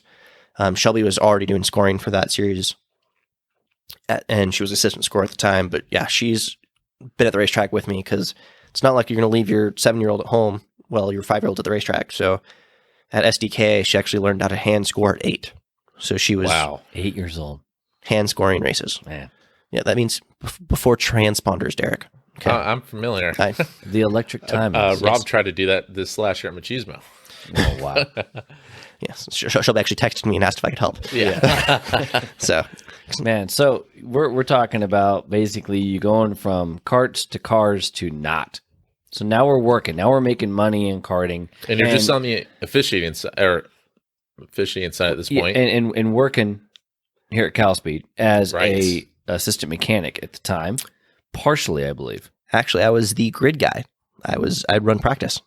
Oh, I forgot. So actually, I forgot that happened first because he actually did a little bit of both at one time. It transitioned because what actually happened was back in the day, I kind of told people when I first got here, I was trained by Joe Niles, and that is Rob Niles' brother. Rob Niles is the owner of CalSpeed. Joe. And it was a good time. But we were not as busy as we are now. So it was a one-man show up top here. It was just a small little hut, and that was it. And I ran that. I ran rentals. I ran the whole thing as one person. That's it. Things started to get busier, especially on Sundays. And that's when I picked up a Sunday help person. Ended up being Cameron. The Sunday help person ended up being Cameron, and I had a right-hand dude for that. I forgot that you started doing that first, and then we had the whole mechanic thing roll into that, and then ended up becoming more of because you were doing Did you do that full time and then start getting help, or start working at Too Wild, or was it vice versa? So it's I was doing that while going to school. So Rob was helping and doing Ralph's. And doing Ralph's, yeah. Which was a very lucrative opportunity. I'm not sure why that didn't work out. So, I got fired actually. So, who else? Is there anybody else? Do you know anybody else that ever worked at Ralph's? Jeez. It was actually a Vaughn's. Yeah, just get it it's right. completely different. That's not a Kroger brand. Yeah. Okay. How dare you? Don't get them confused. Those posers over at Ralph's. I don't know what the hell's going on. The joke being that Derek actually worked at Vaughn's, and yes, I literally forgot that and thought it was also That Ralph's. sucked. Yeah. I worked a night shift, so that was good. You're one of those guys. That Those are a strange crowd. My days consisted of I'd wake up at 11:30 p.m., go to Ralph's, work from 12 to 8:30, then go to class from 9 to about 3, and then I'd hang out with my friends, then work again, and then I'd sleep the next day because you have to hang out with your friends. And then I'd actually work at LAKC on Saturdays. So I'd work at Ralph's from midnight to 6 and then drive to CalSpeed to work LAKC events. Fantastic. So I feel like your life hasn't changed much with how much sleep you're getting and how you're trying to push your timeline. if you can't do everything, why not? You got to try to do everything. That's That is a Jocelyn thing, I feel like. Here at the Fullcaster Podcast, we do not endorse or suggest you do anything. Shopping at Ralph's. Anything that our guests say. All right. So anyway, we're going to grab a gear and no pun intended, and move forward a little bit. So you end up working in the industry at this point. You are doing, you're working here at CalSpeed. You're not doing a bunch, if you will, on the other side of the fence for shops, etc. And that's because predominantly you're doing arrive and drive stuff here with us, work on the sport kart stuff and doing events that way, but not so much in the coaching game, working for shops and teams. right. I was I was the assistant mechanic at the time, and we pumped out karts and came to events. And actually, how I got fired from Ralph's. So had to leave early.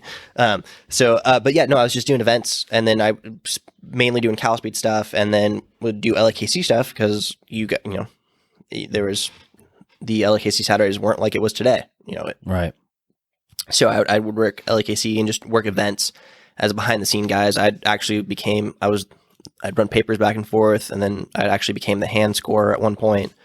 I became the flag guy for LAKC during that tenure, and then I'd here at the track I was mechanic, and then on Sundays I would work the grid. And then you had the bright idea that you're going to actually work at a kart track and go all in. So yeah, basically Rob and I had a conversation and said, hey, like we can use you more, and I was like, all right, let's figure it out. And so we went all in, and I became the kart tester, which is we do it way different nowadays. But I used to be able to say that I probably had the most laps around CalSpeed because I drove every kart multiple laps. And joking aside about the all laps thing, stats wise, the only person that might have more is probably me. And the guy I was chasing for forever was Cameron. Yeah. Because Cameron, with all the classes and all the things since this place opened, there's no way that someone's got again, we talked about it earlier, his entire repertoire of racing. So I tried chasing him down. At this point, too, the fleet was about 20 karts or so. It wasn't as big as it was now. No. And kind of just to build on your point, I was here day one, Mike. It opened. CalSpeed opened. I was here testing. So I love it. Working here at the track, we had 10 Stratus-ish because we had 15. That number never changed. And then we had 30 karts, but we ran 20. Yeah, gotcha. so okay. We actually had 21 karts when I showed up in 11. Mm-hmm. And going into 12 is when we did the refurb gig and built more as we went on. And so from 12 to 13 through, we went from a 21 kart field to a 40 kart plus field, which is what we have right now. So when I first showed up, there was no testing. Right. Yeah. I started the testing, and it was just me. And then it kind of got handed over to Cameron at that point. Yeah, because I was with the karts all the time. Right. So made sense. Yeah, and I got to know him. So and testing back then is different. We had basically 4 lap sessions in every single kart. Quality. That was the whole quality test. Right. Yeah. That was all there was. Yeah, and then you do that halfway through the day, and then you rerun the rest of them, and it was time consuming. But yeah, no, and I did that for years, 2 years, I think, something like that. But it was you mechanic and Eric was here, I believe. Eric was here at the time, yeah. And we kind of were the good duo, and then Eric got changed to TA. And so Tala and I became best friends because when you hang out in the same area for 8 hours a day, we got an upgraded shop, and TA and I TA put more structure on our lay down program. On our program, And a brilliant pairing. Yeah, And- no, and it was awesome. We ended up with the Sport Car Grand Nationals that ran from 2012 to 2016. bring it back. When you, yeah, well, Shut I up. wish, baby, I wish. Shut up. We'll have another show about that. We'll bring in all the big names. But yeah, you guys killed it in the shop. Made things happen there with regardless of the testing, but everything like that. Just the amount of give a shit was pretty damn high. So, but like, kind of like now I'm back in the seat. If you want to take that into account, like, hey, I've been out of the seat for 2 years now, Right, yeah. So now I'm driving all the time, and I think I've done I did 2 Super Series. It was kind of like hey, Cameron, come work for a day, and your Super Series is half price. So I came and did that and had fun. I unfortunately finished third to the Calvins, which is still just pain breaks me. But you beat Patrick. Yes. I'll take that. You So, won't. he won't. Yeah. No, and Logan doesn't like to bring it up, but we tussled a little bit. So, but yeah, no. At that point, basically, he showed the arriving drivers because he's a mechanic. Right. But the arriving drivers then found out the sport carters here in the Super Series. Holy crap! Mechanic guy can get after it. Never mind as the tester, but he can actually go wheel. This whole time they're like, "Wow, Eric can really drive," and then I'm like, "Oh, it's Cameron." Eric Shit. can drive. Okay, let's just make that clear. I'm sure he can. He can drive to the track. Yeah, in his truck. Yeah. With a trailer. Yeah. No, Eric, he can get it done. So you're working in the shop. You finally get a chance to get back into go-kart again, testing, and then actually scratch the old racing itch a little bit. So I had a conversation with Rob and said, "Hey, can I work LAKC, from the other side of the fence?" And he goes, "What do you mean?" And I was like, well, "Actually, Rob, I want to race." And he goes, "Okay, like, well, what's that mean to me?" And I was like, "Actually, nothing. I just can't do kart retrieval on Saturday." And he goes, "All right, find me a replacement." And I was like, "Well, it's not okay." So we ended up massaging things out, but I ended up running S2, the shifter category, with my old team, Too Wild. What year was this? It's a great question, Derek. 2013? I know. It's going to be 15, I bet. 15, 14. When I met you, 14. you were racing shifters at the time. You know what? 2015. I think it was either 14 or 15 because I want to say that Casey was doing PRD at the same time. Yeah. It was So that would have been 14. 14, yeah. Okay. So I was running S2. Well out of shape, let me tell you. But I was having fun, and it was kind of one of those things where it's like, and at this point, the last shifter kart I drove was a 60cc cadet shifter in 04. So it's been a while. So it's, Stuff's evolved. yeah. Also, I want to point out for those not really on the same page, S2 semi-pro. That was the Honda, basically not the top level, but the next one because I don't think they had novice yet. No, S3 wasn't a thing when I was racing. It was just Okay. basically you're the best of the best You were or the ideally novices. S3, though. No, At I best. was really just an S1 wash up and never got his chance. Oh, nice. Nice. So, but no, S2, and I was 2.5. Yeah, let's go with that. Yeah. But yeah, no, and I just had fun. It was a fun year. I was a budget racer. I'd come to the track. We weren't making setup changes. I was really there to kind of make pit fees and stuff, count and stuff. I was helping the team out, and then I'd make my sessions. Right. And as Mike brought up earlier, yeah, I wasn't going for that extra set of tires. I was, I was pulling tires out of trash cans, trying to make stuff work so I could run. And so we did that, and I was basically doing it for fun because I was having fun driving again. So it was kind of just a great time. Was this something you set up all on your own, or your parents had a hand in it too, or was it just all you? No, Ryan wanted me to help the shop, and so I started helping the shop as well as CalSpeed. Mm-hmm. And this is kind of starts the transition to where I started helping Ryan at Too Wild a lot more. And we kind of transitioned to where like, hey, I was racing LAKC, and then Ryan's like, well, can you come work Pro Kart? And I was like, no, because it's on Super Series weekends. So no. Yeah. I'm irreplaceable. Okay. I mean, he still asked that. Yeah. So what ends up happening is that, again, fast forward a little bit, he was able to make more money working the events because he's working under the tent, but he's working for other drivers. And this is probably where really the start of the tuning, and then what grows into the actual one-on-one coaching and stuff like that. Yeah, and I will say the S2 year helped because you go and you build that relationship because, I'm still everyone's gopher. I go and help everyone under the tent, and, I'm a friendly face to see, hey, you guys need parts. I'm a parts getter. And then you jump in the shifter and like, oh, crap, kid knows how to drive still. So still, yeah. And basically my endurance let me down most of the time. Why did you, just curious, why did you decide to do S2 and not tag or anything? Was it your size at the point? It was my weight. Yeah. Yeah. Would you? Because this is when he had actually turned into the behemoth. Yes, if you were at weight, 40 would you have pounds done ago. tag? Yeah. Okay. No, I did. They did the PRD Pan Am race over here. Pan Am. Yeah. And I was well over master's weight. Oh man. And so I definitely did not get lapped, but almost. That was when you're like, I was taking speed, Jake Craig out like immediately. There was I was not getting lapped. And but no, I finished. I had that was actually a fun race in itself because I qualified last. On the same lap? No. It's qualifying. Yeah. You can't go negative a lap. Oh, I thought he said race. Sorry. They pulled the calendar out and were like, you're last. And I went from, I think, I want to say there was 20 guys, 20th to 3rd in 3 corners, and then back to 20th. Not because I spun or anything, just because, people pass you when you're slow. Mm-hmm. So they called him the hard charged. Yeah. And Jake always likes to give me credit for that race because he's like, I started 4th, Cameron, and you were in front of me in turn 3. And I was like, well, everyone went to the inside, and I had nothing to lose. I don't know what to tell you, Jake. Get better. And then Jake's the one who gets the credit to coach? Oh, jeez. So, but no, unfortunately, I was 30 pounds over, I believe, in that race. Man. And just... That CalSpeed diet. No. But yeah, I would have put it on pole in Masters, so that kind of showed me that I was still kind of quick. But that was a fun event. Do you remember who was a top Masters at that point? Was it Jackson and all those guys? Bonilla. It's probably Bonilla. Bonilla, actually, I want to say Bonilla won. And going back to our DQ games, I think he lost on the airbox being wrong. I feel exact like same airbox as it just doesn't have the label. It just didn't have the label. Yeah.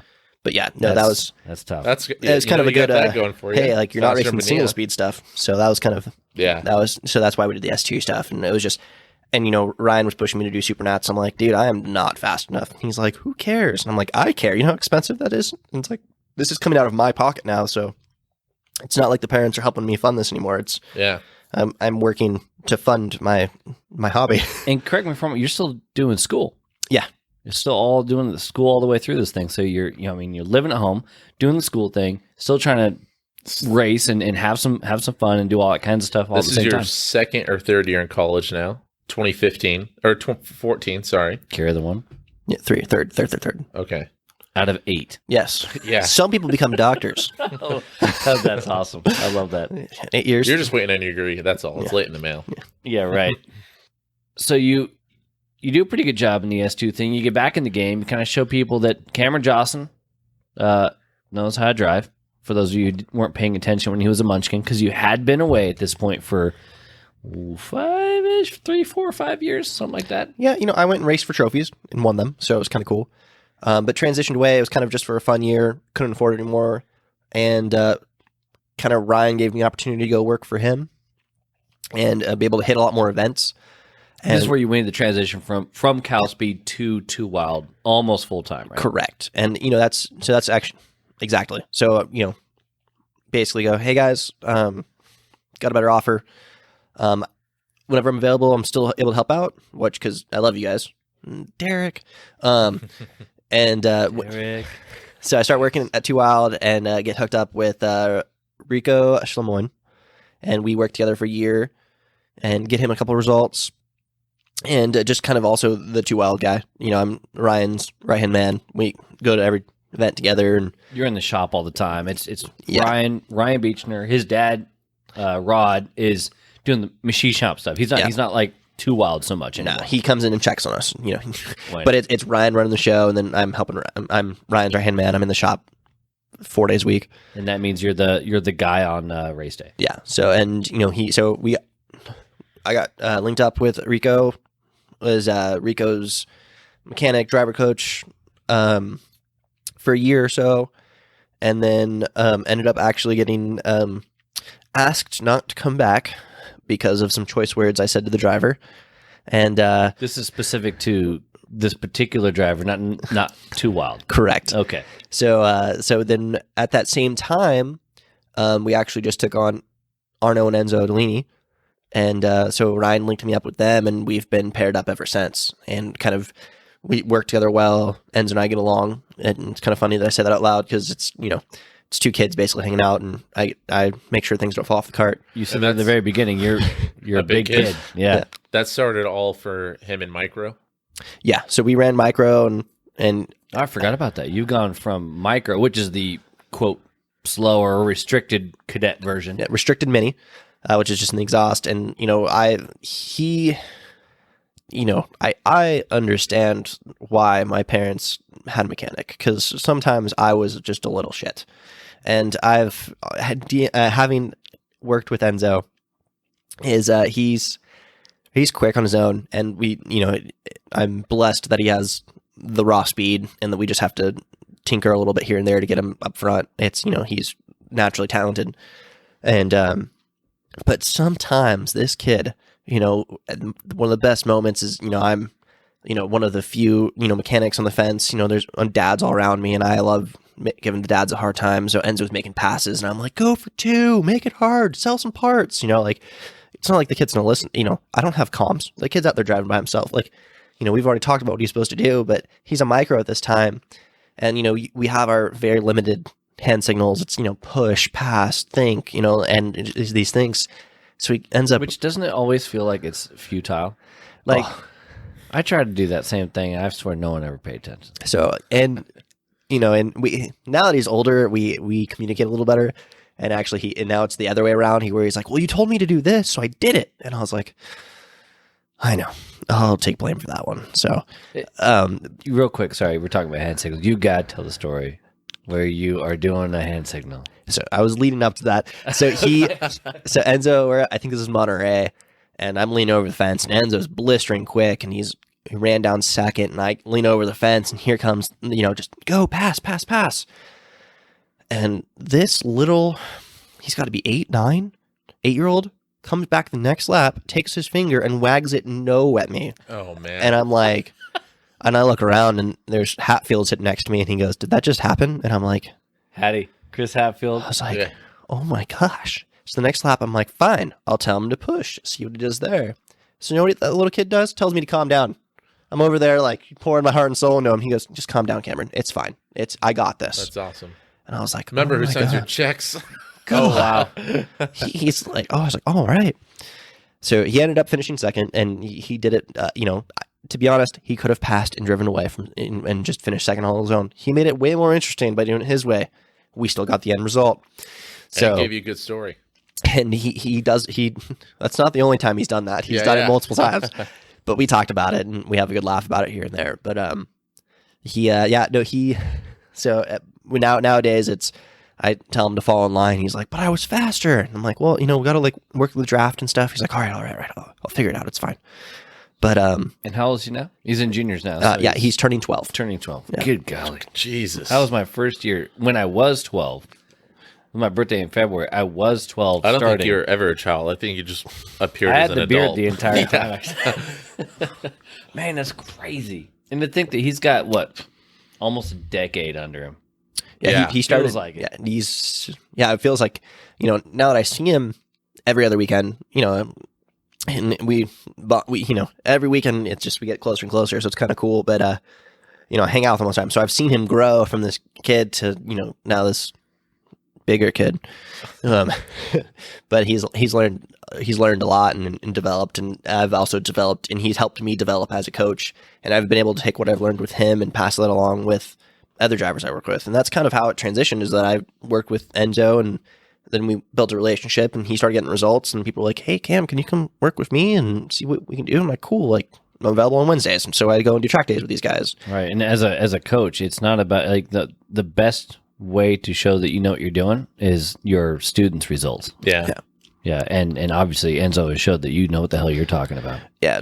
I always give credit to the kid. If the kid, didn't listen, if he didn't react and didn't drive proper, the results wouldn't show. So, I got lucky in that aspect because he is a natural talent in that aspect. So we're actually going to do some iRacing later.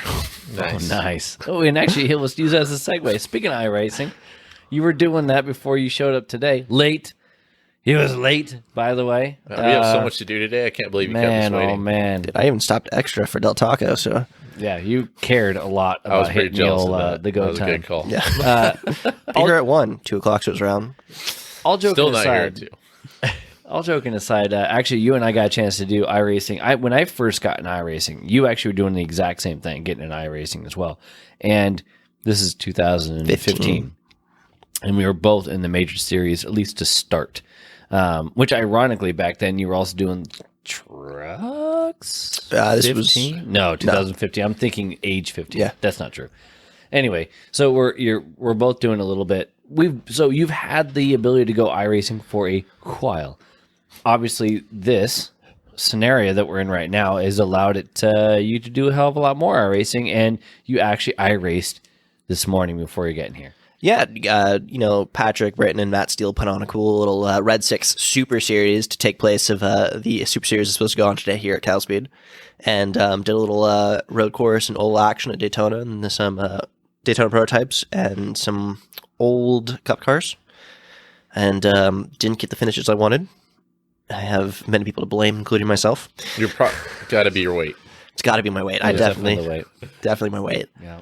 But yeah, no, it's kind of a nice reprieve. It's interesting because I've had the ability to do this a lot, and the situation's kind of brought it back up in everybody's eyes.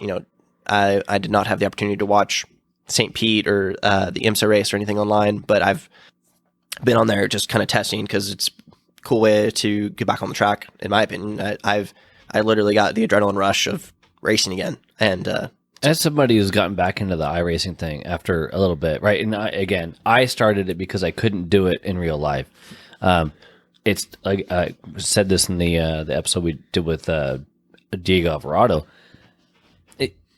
Getting into it because you can't do it in real life is like the next best thing, right? And I think that's why it's such an easy transition for us racers and we got to go racing, right? Mm-hmm.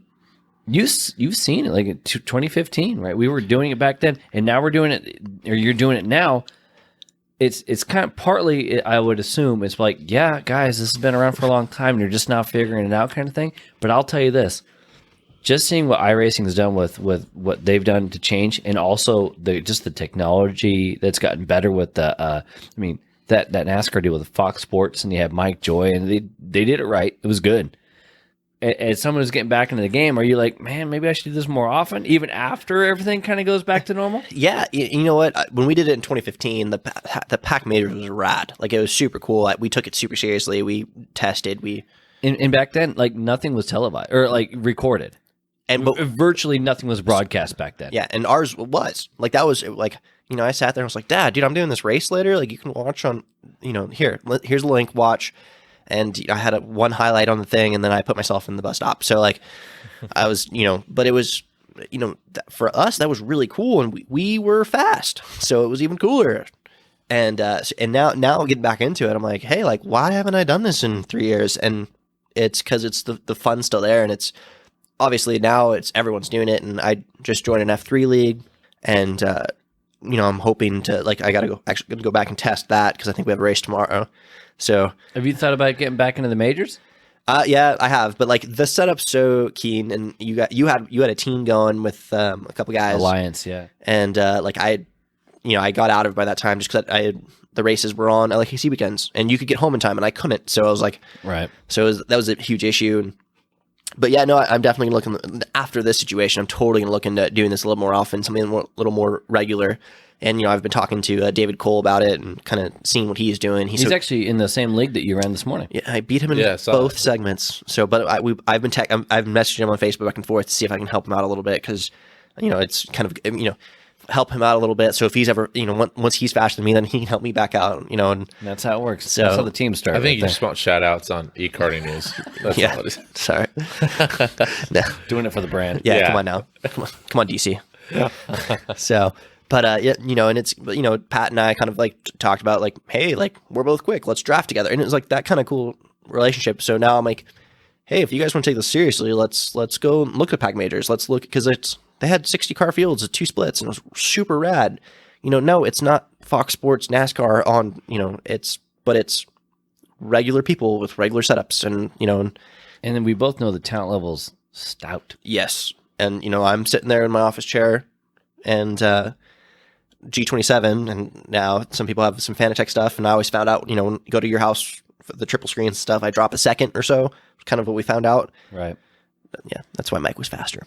It's absolutely Purely the setup. Yeah. On the road stuff, the biggest, I mean, we actually didn't talk about this a whole bunch with Alvarado, but the biggest challenge with the transition from quote real life racing to the sim stuff is you can't feel a damn thing. Right. Right. I drive off my ass. Which I was going to say, both of you guys probably struggle. I mean, I assume you drive off the rear of the car. Yeah. I mean, too. Cameron's trying to break my damn equipment when he's just like, so you can stiff arm the wheel or whatever, or like he just does that and stiff arms the piss out of my freaking wheel. It doesn't do anything to the quote chassis, right? Yeah. Yeah. It's a comfort thing, guys. Yeah. So and you can't feel anything. So everything is in the hands. Now Yeah. there are upgrades that you can get and blah blah blah, but he's doing a G27, which doesn't have the same kind of feedback as the Fanatec gear that I had. And when I got that, I got leaps and bounds better on the oval side.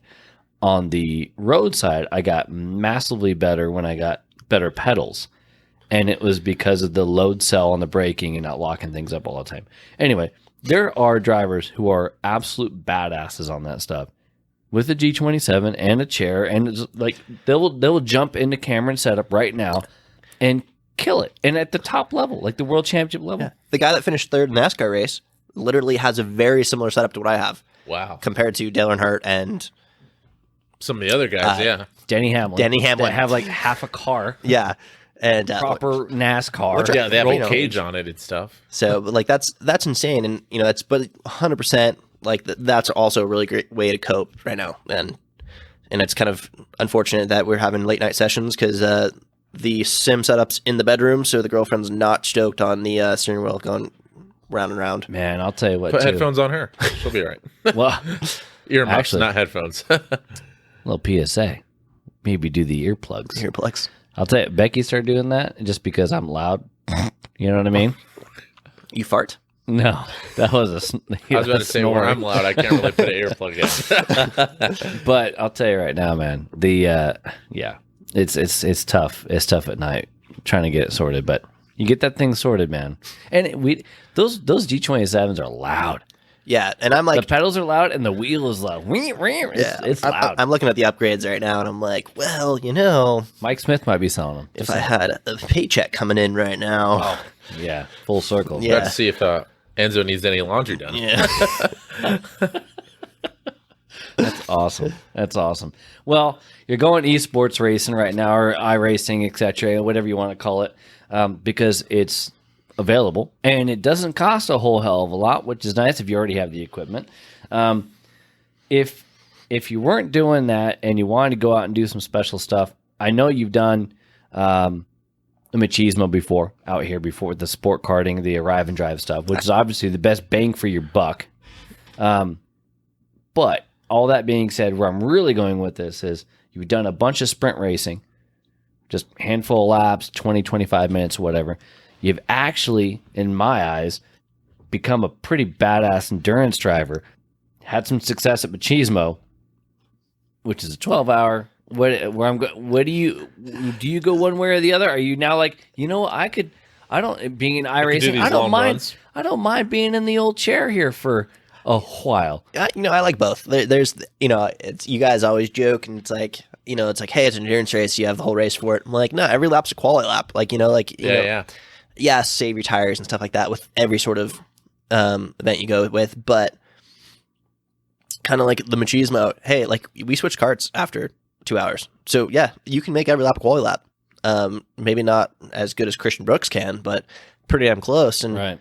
But no, I won the Sport Kart Super Sport class, with yeah. Darren Mercer and Casey Cook, which you guys are having on as guests.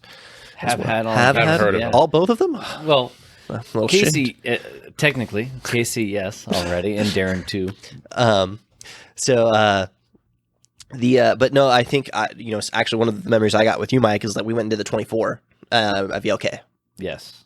And I totally want to try to do that again because I kind of went in with the wrong mindset the first time.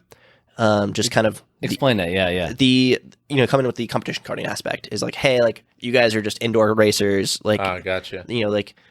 But we're coming from CalSpeed where TA and I have like we crush it on the testing, so like our karts are pretty close.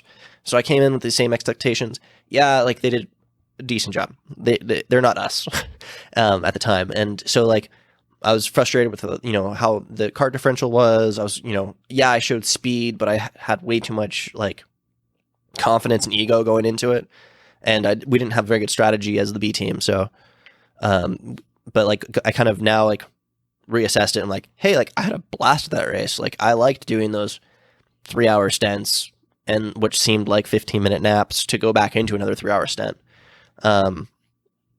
Patrick decided just not to sleep. So, but and you ran a 3-hour stint as well in the beginning, and then ran the other team the rest of the race, basically.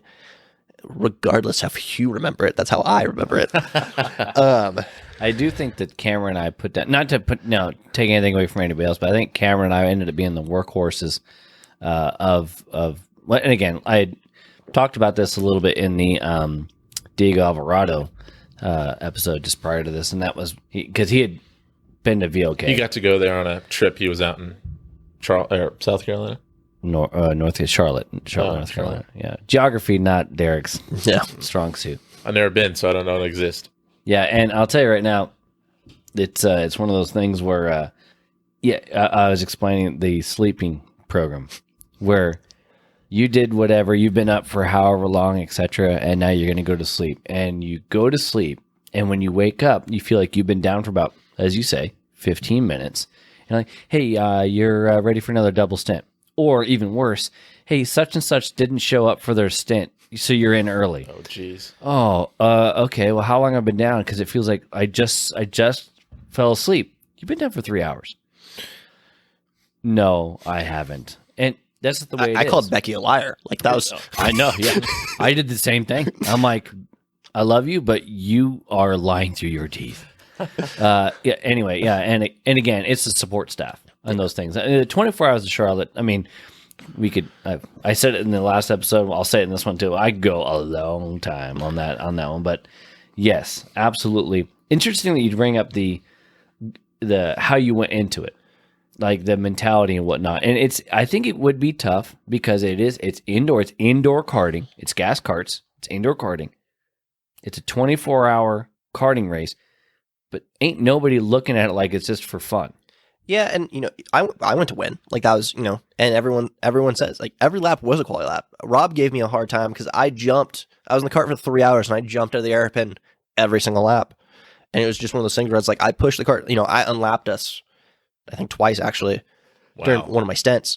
And I pushed, I go out, I just went all out and it was hey, once again, I went and said, I put everything on my table. I did the best of my ability, but I still think that as a, team manager, being part of the team, I was not a good teammate in the aspect. I didn't keep track of carts. I didn't do any of the team aspect of what the indoor concession kart, sport karting, endurance events are.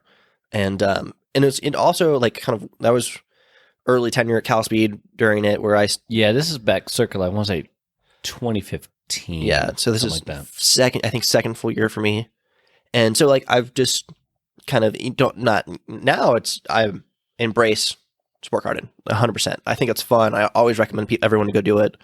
It's a good way to like kind of get the racing bug for cheap, and it's just a blast. But at the time, I was coming from, hey, like I'm this competition karter. I know what I'm doing. You guys literally run indoor all the time. And now I'm like, shit, you guys run indoor all the time. Like, this is going to be hard. That means it's kind of like the iRacing thing now, right? So, for instance, you got Sage Karam, who runs iRacing all the time. He's got a pretty damn good iRating. And the fact that, like, he didn't win the IMSA race, so still Bruce Sprengler winning, I'm like, what? What's happening? Because the guy's on the rig all the time. Like, we used to joke about when we go do the Jeff Gordon Foundation charity races at VLK. during the Memorial Day weekend. Actually, that's when the 24-hour used to be. It was me and some of these other cherry pick cats. Like John Kimbrell used to do it. Diego Morales did it. I did it. We were the pros. Jeff Gordon was the Joe because, I mean, yeah, he is a pro, but he doesn't run It was out of his indoor karting. wheelhouse, yeah. Yeah, we're the pro. If we don't win, then it's our fault. So anyway, yeah, to your point, going into that situation and going, wow, you run indoor all the time? This is going to be a challenge. Yeah. This is going to be tough. You know, but like, you know, our team showed speed, so I was stoked about it. And, you know, and that actually involves me going, I want to go do, you know, Casey and Darren got the chance to go do the SOTA World Series, Right. which I thought was super rad. And then, It did look pretty damn cool. yeah, it did. And then, I think Logan, Calvin, and a couple other guys did the KWC. Logan, Calvin, and Darren actually did the SWS as well. They did the following year. Darren did it both times, once with Casey and once with Logan. But yeah, abroad it was Pat and Wes and Wood and whatnot, and a few other cats that did it. And then there was a few more that did it at the local one, actually at VOK. VOK had the Kart World Championship, the Indoor Karting World Championship at VOK. And being the budget racer that I consider myself nowadays, with the iRacing heavily influenced and just, you know, my lack of scheduling, because it's like, hey, like I go and work these events. It's like now I look into, I'm like, hey, where's the next KWC? Where's these next events? Because it's like, hey, like they're actually well priced for what they are, and Bang for the buck. and then, you know, I can come to CalSpeed and practice for those kind of events because it's pretty close.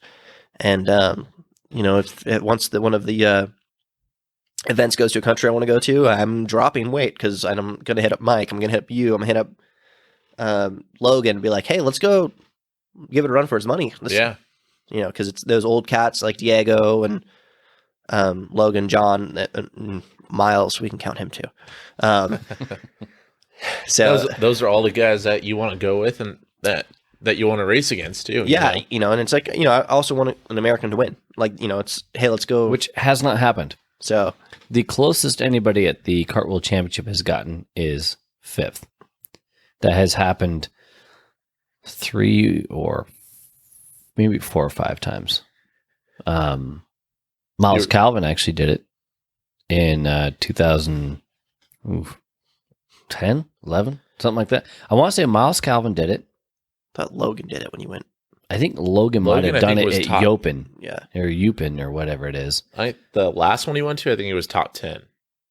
The last one, I think Fred O'Grim was pretty close, and it was his home track. I did it in 2007. I was 5th, and I was 6th in Europe in 8. Jordan Pelmden did it. Yeah, but in Brazil. I mean, but the best we've done, I think, is 5th. We've all gotten to that point. And dude, they're really, really good. Yeah. I mean, yeah, So okay, good. it's indoor karting, whatever, but just like anything else, like just like rain racing. Like think about it that way, right? It's still karting. It's a different kind of karting. So it's like, okay, how come certain guys who are absolute badasses just can't get the job done in the wet? Well, that's kind of what's going on with this. It's still karting, just it's a different genre or it's a different kind. Yeah. and the tenure of CalSpeed and like racing at CalSpeed and meeting these guys and understanding, you know, we always joke and it's like, yeah, like, you know, it's rental kart racing. Yeah, but when you all take it as seriously as we do and we have it, you know, we have fun doing it, but it's like, hey, we come to win. It's not like we come to go run around like and beat each other up. It's like, no, Yeah. It doesn't matter if it's tricycles or go-karts or whatever it is. We all want to get first. yeah. So and that's kind of brought my respect for it leaps and bounds beyond, and now it's wanting me to go run these kind of events, especially now that they're cost efficient. Yeah. Yeah. For Right. sure. Man, I'll tell you what, I'd love to go back to the 24.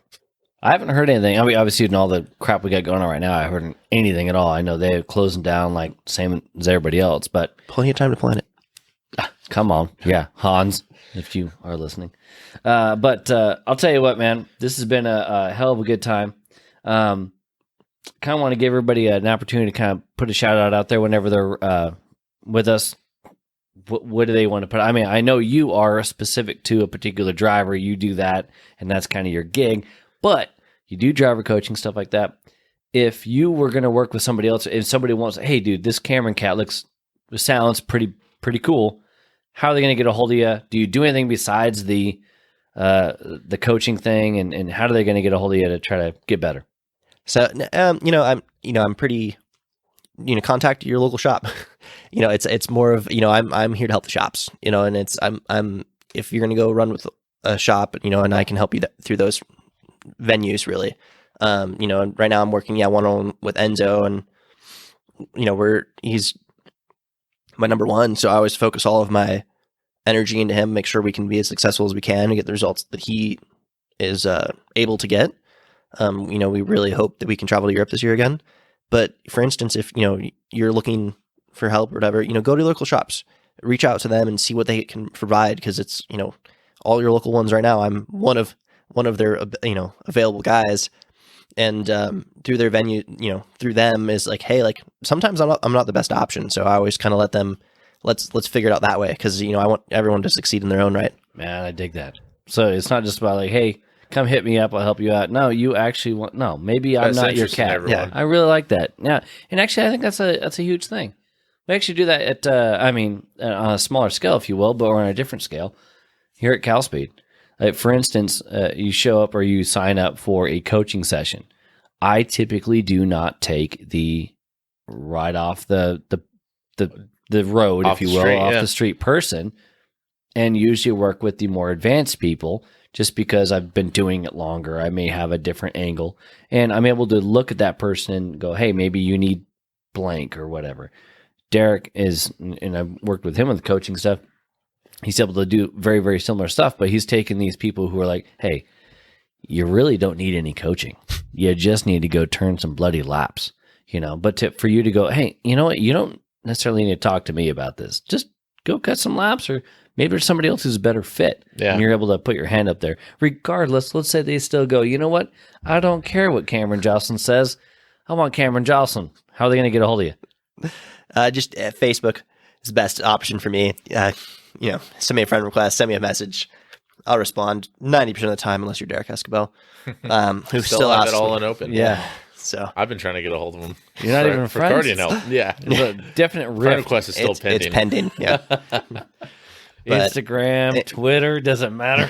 Nah, Facebook's best, but I'll even send you in the right direction if I'm not the best choice. Really quick, there was one thing I wanted to ask you. Blue. Nice. There it is. And that's the show. Yeah. No, so your dad's obviously been a big name in karting, obviously for you, but in the industry as well. He's now he's been for I don't know how long, the Challenge of the Americas race director. And, he's an official here for our Ride and Drive stuff. Do you kind of see yourself going down that route in terms of karting? You think you want to stay with the coaching, or, where are you thinking you see yourself in maybe 5-10 years? Oh yeah. We get to see Cameron Jocelyn, the official. Yeah. I've been Cameron Jocelyn, the official, and unfortunately I don't, very black and white when it comes to telling someone they've been penalized. You are or aren't? I am. Oh. So, it's not something, I've done it before. I'm glad I did it. It's hard. I don't envy you guys at all. And that hurts. But it's not something I enjoy watching people develop, whether it be kids or, I work with some master drivers as well, watching them improve and develop into better drivers every day is kind of where I enjoy myself the most. So I'm not, I might do a gig here and there for some officiating, but never full time. Gotcha. He's no Taylor Jocelyn, that's for sure. I don't like reading the rule books. I like finding out how I broke it. I know all the good genes went to Shelby because she sticks around. Man, talk about that. Real quick. You got Taylor Jocelyn as a race director. Shelby is the scoring, head scorer for us and freaking for everything. Yeah. Lydia is done. She's usually a pretty good grid steward, like grid Nazi. Yeah. And wristband Nazi. Yeah, and everything else. She yells at me, and I'm like, I'm working here right now. And guess what you did? You went and got a wristband. Yeah, okay? Exactly. Yeah, I paid Sarah $50 for a wristband. No, and then you're obviously a face in the paddock, working with different teams and whatnot. So it's cool you guys have all stayed in the industry as long as you have. Yeah, and right now it's kind of to pump that point up a little bit is I've during this time, it's like I'm still, I'm full-time mechanic right now, but I'm still trying to find another gig outside of it just because it's kind of hard during the down months. Yeah. And this is a huge Unexpected off season. Yeah. So, I'm still trying to, I do have a college degree, so I'm trying to go put that to use. What is that in, by the way, so everyone knows? It's a BA with business economics. He is a smart cat, this Cameron Jocelyn. And actually, you know what? That's a good point. We actually talked about that right in the intro about, if you're in the industry and trying to make a buck or whatnot, and it's a bit of a, like you said, Derek, actually a unintentional or didn't know it was coming off season. Yeah. I think the difference, right, is the off season you're preparing for something.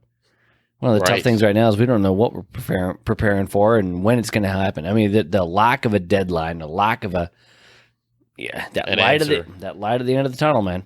The good news is we have people like Cameron Jocelyn to cheer us up on the Fullcaster podcast. He hasn't stopped smiling this entire time. He's No. got a goofy grin on his face. You got to go everywhere with a smile. Yeah. The cheeks have got to be hurting at this point. Your face. Yeah. Nice. Cameron Jocelyn, thank you so much for joining with us, man. Thank you, This is sir. a good damn time. We really appreciate it, bud. Thanks for having me, guys. Appreciate it. We'll talk to you. Thanks, bud.